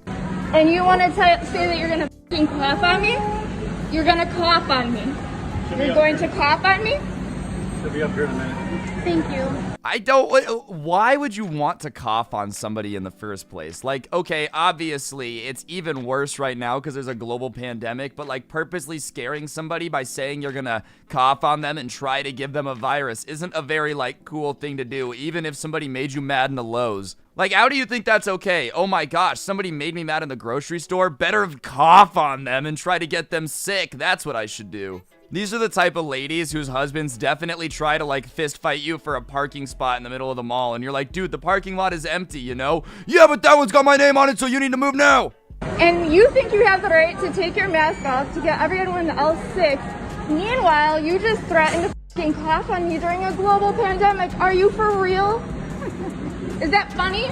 Did you guys hear that laugh she let out? That was definitely an evil witch laugh. This girl has definitely eaten at least 2 kids, Hansel and Gretel style, dude. She has a candy cabin out in the woods to just lure unsuspecting children in, 100%. Nobody laughs like that unless they've eaten at least 2 kids, like minimum. That's paint. No, this is not paint. That's paint. That is not a scratch. Sure. Look at the whole thing right here. Look at, you did it with your Ouija. Right here's your scrape. Bro, it's a handrail. Like, no offense, but is it really worth pointing out a scrape on a handrail that's outside and, like, used to balance people anyways? Isn't it going to get scraped? Like, it's literally a handrail next to stairs. Who cares if it has a scratch on it? No, you... Are you just going to complain and about everything to me? I bought this, Greg. Did you see anybody? I bought this. Is my rail. This is my rail. Oh, guys, watch out. It's her rail. Handrails still get scratched, man. Could you imagine this? Like, you pick a certain handrail in the school. This is my rail. My rail. Don't touch it, Greg. Greg, how dare you touch my rail, Greg? There's nothing association. You are one psycho freak. I want you to give me some of my money back because of the scratches you made. Okay, let's call Betty and have her come over here. How's that? That's fine. Bro, even if you were gonna make him pay for the damages, what are the dollar amount of damages for a scratch to a handrail? Like $2 and an apology? How are you gonna come up with an amount of money that it takes to fix a scratch on a handrail? How much do you want for that? Give me something back because you wrecked my rail. How do you wreck your rail? I don't know, man. This rail looks absolutely destroyed to me. Obviously, now anyone who goes up these stairs is going to fall down them and become paralyzed. And it's all your fault, man. If that scratch wouldn't be there, people wouldn't be so distracted while walking up the stairs. So, I think you owe her a small settlement. Let's say $20 million should suffice to start. And once we get into emotional damages, we'll let your lawyers know. And you wonder why I don't want to. I need to give you some of your money for this? That's right. That's right. You got to prove that that's me, first of all. I did. I saw you when you walked out. All right, Karen. So let me get this straight. This guy that you hired to do, like, this job for you, right? Does the job, does it well, does everything good. And then when he's leaving, purposely scratches the handrail, just in front of you, by the way, while you're watching him, just to piss you off. He no reason. Like, literally, he just scratches your property for absolutely no reason after he just cleaned it in front of you. And now you want just a little bit of your money back, not all of it. I don't know about you, but if I hired somebody to do a job and on the way out they started, like, kicking my house, I'm taking all my money back. I don't only want a little bit. Walked out. What do you think you want for that? I want $20 for you. 20 bucks. Get out of here. Get the hell out of here. Call the cops. Call the cops. I'm not giving you 20 bucks. You're just trying to extort money from me. I don't know, Karen. If you really want money, go ahead and call the cops. It seems weird to me that she apparently is so adamant that he scratched her rail just to piss her off, and now she's like, no, I'm not gonna, I won't call anyone. You just have to give me $20. And even then, dude, it's a scratch on a handrail. It's not worth $20. And like he said, how do you know I did it? Are you not done with me? You still got to come back out?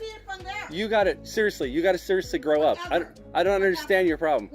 You just realized you made me pay you 20 bucks for something that we don't know is mine. You'll never be back to my property again. Yeah, okay. Wait, hold on. They're neighbors? Like, he lives across the street from her? Dude, I thought this was just some random dude she employed. She went off on her neighbor like that? Oh my god. How awkward does this have to be, like, when you're taking the trash out and you see this guy, knowing that you just screamed at him, yelled at him for like 20 minutes over $20? I would feel mortified to talk to any of my neighbors like that, dude. That's gotta be an old person thing. I feel like our generation just knows better than to, like, scream at people for stuff they didn't do. Hey, Karen apparently got her $20 back, though, so that's a W. That guy, I'm not gonna lie, just shouldn't have given the money back. I probably would have just been like, tough luck, sorry. I would have scratched it on purpose.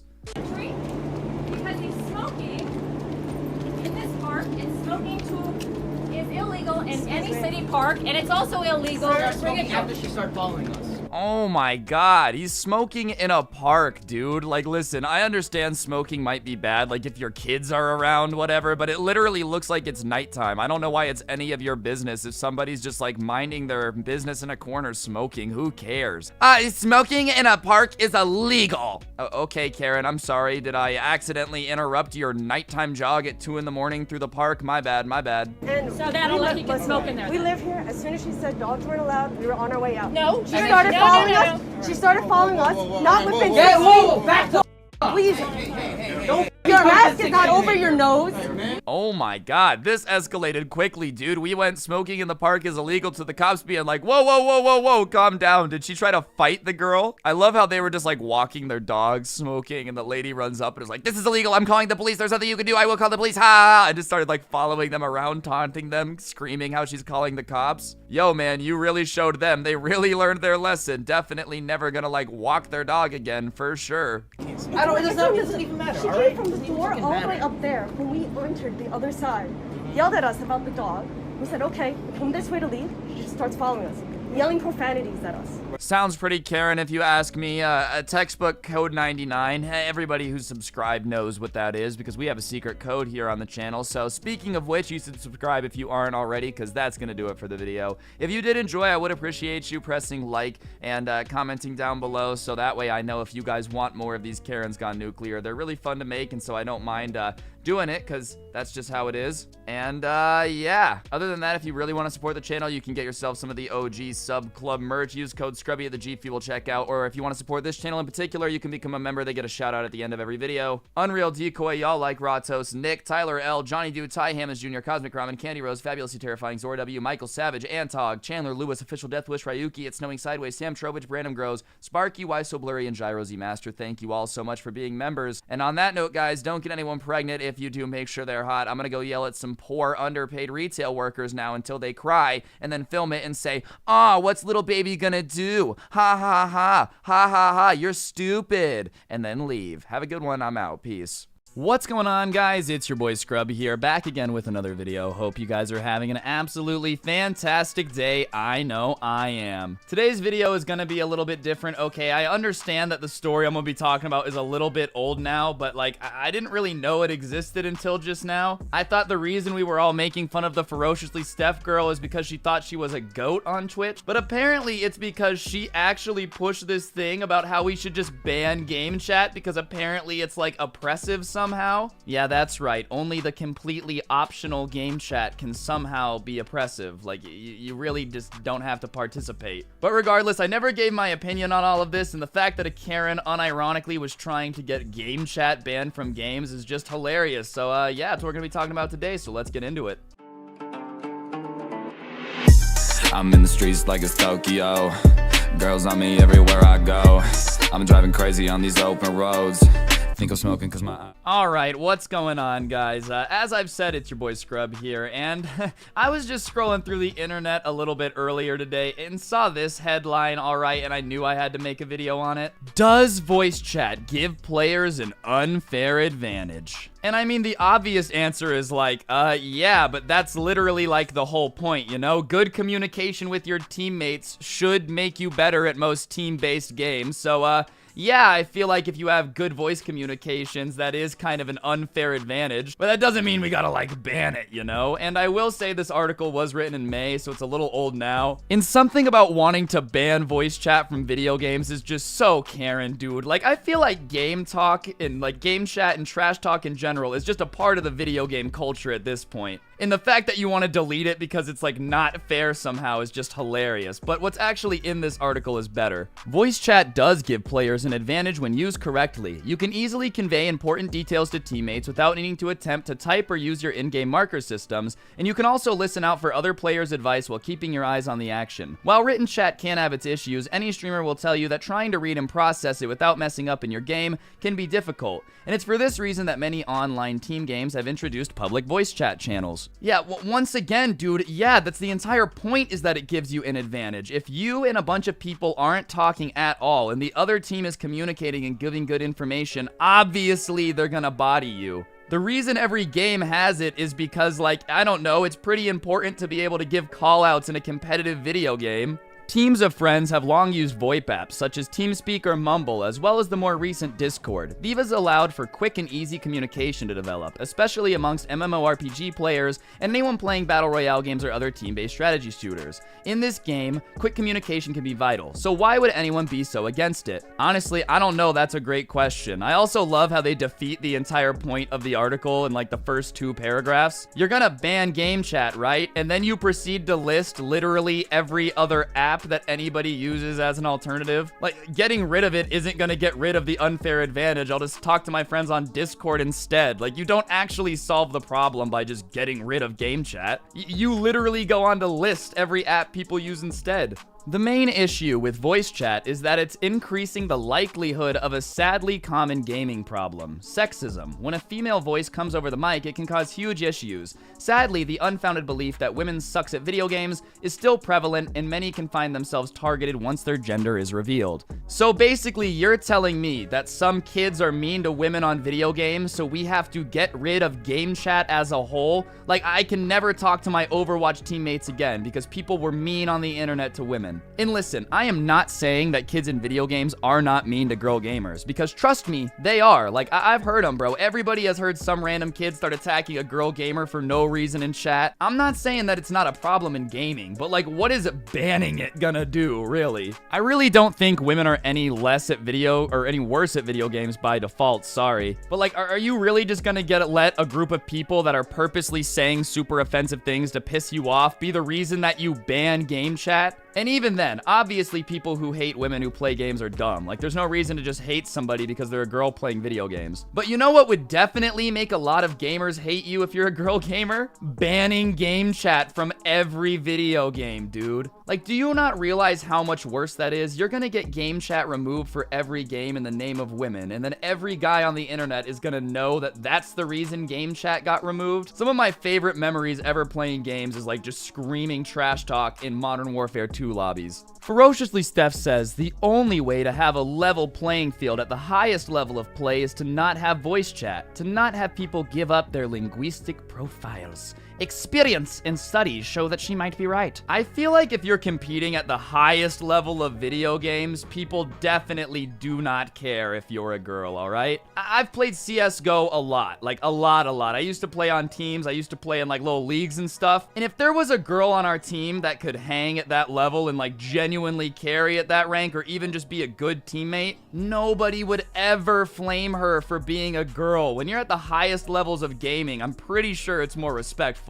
And if you're not referring the highest level of gaming, dude, it's like, what do you want us to do about 12-year-olds in game chat on Overwatch, man? Like, what do you really want us to do about it? Is banning it the answer? No, people are horrible in video games, and it's not just to women. Like, yeah, it's worse for women, but anyone who's actually been in a game chat before can tell you that some of the things that have been said to people in game chat are awful. I've heard some awful things said to me in a game chat, man. People just say horrible things in game chat. It doesn't make it right, but I highly doubt that like a lot of people trash talking in COD lobbies genuinely hate women with their passion. Sure, some of them definitely jerks that just don't want women in video games. But I feel like a lot of it is just trolling, and that's gaming culture as a whole. And I'm not saying the trolling is funny, but like, let's keep it a buck here. A lot of these kids just say dumb stuff when you hop on the microphone because they think it's hilarious, not because they genuinely don't think women belong in video games. Warriors player Chiquita Evans, the first woman drafted in the NBA 2K Pro League, was outspoken about her negative experiences with voice chat during the Combine before Season 1, saying,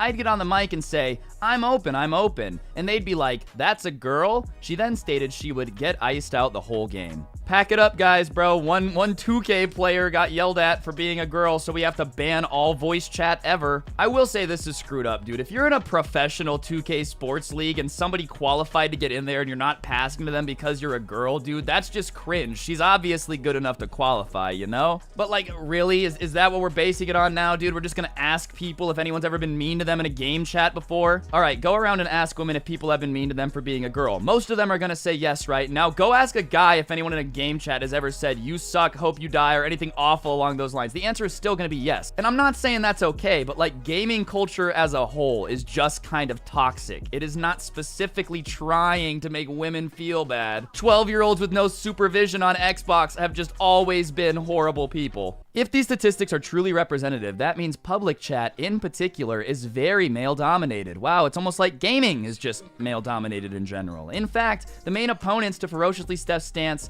she says, are a lot of people with cis, white male-sounding voices who simply don't understand that they have voices that aren't marginalized. As far as she's concerned, this means that men have an unfair advantage by being able to freely use voice comms, something she feels can mean women may fall behind in competitive play. Steph says that in order to be at the top, you need to squeeze every bit of advantage you possibly can, resulting in her opinion that voice chat is unfair, period. I can't even begin to explain why this is dumb. So you're telling me, not only do you want to get rid of game chat in every game because some people are mean that we can't control, but on top of that, you want to get rid of voice communications in professional esports. The only reason any video game is considered an esport is because the players communicate effectively, are great at skill, and that's why it's interesting to watch. You cut off all communications and just have 5 players roaming around in a lobby not being able to talk to each other, and I'll just go watch like any random game on my Xbox. The reason we want to watch pros is because they're better and because their communication is so good. Nobody wants to watch pro gamers that have no clue what's going on, dude. Imagine you're a CSGO player. That's just the one that I have the most professional experience with, right? The biggest tournament of the year is worth $1 million to the winning team. $1 million. And right before the tournament, dude, they set you down and they're like, you have never, you know, been mean to women in voice chat. We can literally hear your communications at these tournaments and verify you're not saying anything horrible, but we're still gonna ban it anyways because people say that people are mean to them in voice chat. Like, what? What? And I want to make it very clear to anyone who's watching me, dude, if you're ever in a game and there's a girl, just treat her like another person. Don't treat her any differently because she's a chick. Don't yell at her and tell her to get back in the kitchen. That's uncalled for, all right? But at the same time, don't try to ban my game chat because Zachary, the 12-year-old chugging Red Bulls, decided to say a naughty word about you being a woman. Like, that's not my fault. Don't cripple all of esports and all the people who have never said anything sexist or horrible because, like, people are gonna be jerks on the internet. It's like people who want to ban, like, mean people from Twitter, okay? You can try to ban them all you want. Like it or not, mean people on the internet are gonna exist, and you're never gonna get rid of them. Like, you think just because you ban voice chat, people aren't gonna find ways to make fun of people on the internet? And listen, I'm not saying that you can't trash talk girls, okay? If they suck at the game, you can tell them they suck. Just don't attack them for being a woman. That crosses the line, and that's not cool, you know? But yeah, I know not every gamer girl is like this. 90% of you are probably really chill, but for the 10% that's just reeing about how, you know, game chat is unfair, it's not going away. And yeah, that's kind of the whole point, is for it to literally be unfair in the first place. And you know what? Here's another crazy thing. If people are really being too mean to you in game chat, you know, if you can't handle it, there's this handy dandy thing called muting everybody. I know, you're gonna be at a competitive disadvantage, but no 12-year-olds can say horrible things to you. I personally mute every COD lobby I'm in all the time, just because COD lobbies are awful. So maybe that might want to be your strategy from now on. Anyways, guys, on that note, that's gonna do it for the video. I know this is old. I just wanted to make a video on it and give my opinions. If you agree, if you disagree, let me know in the comments section down below. It just makes the video do better, and I would really appreciate it. Other than that, please press the like button as well. Please, please, please. And yeah, follow me on Twitter at Scrubby_69, Instagram at Scrubby, and I'm gonna give a quick shout out to all the members. If you want to become the channel member, it helps out the channel a lot, and I would really, really appreciate it. And a quick shout out to all of them is Fabulously Terrifying, Chandler Lewis, Antog, Michael Savage, Zora W, Game Clips, Sparky, Why So Blurry, Ryuki, Brandon Groves, Sam Trowbridge, JT, and Gotcha Z Master. Big thank you for being members. Use code Scrubby in the G Fuel checkout, get yourself some of the merch, and hopefully I will see you guys all tomorrow with another video. Don't get anyone pregnant, and if you do, make sure they're hot. I'm gonna go try to get game chat banned because one time a 12-year-old said that I sounded like Bugs Bunny and I really didn't like it. And I'll see you guys next time. I'm out. Peace.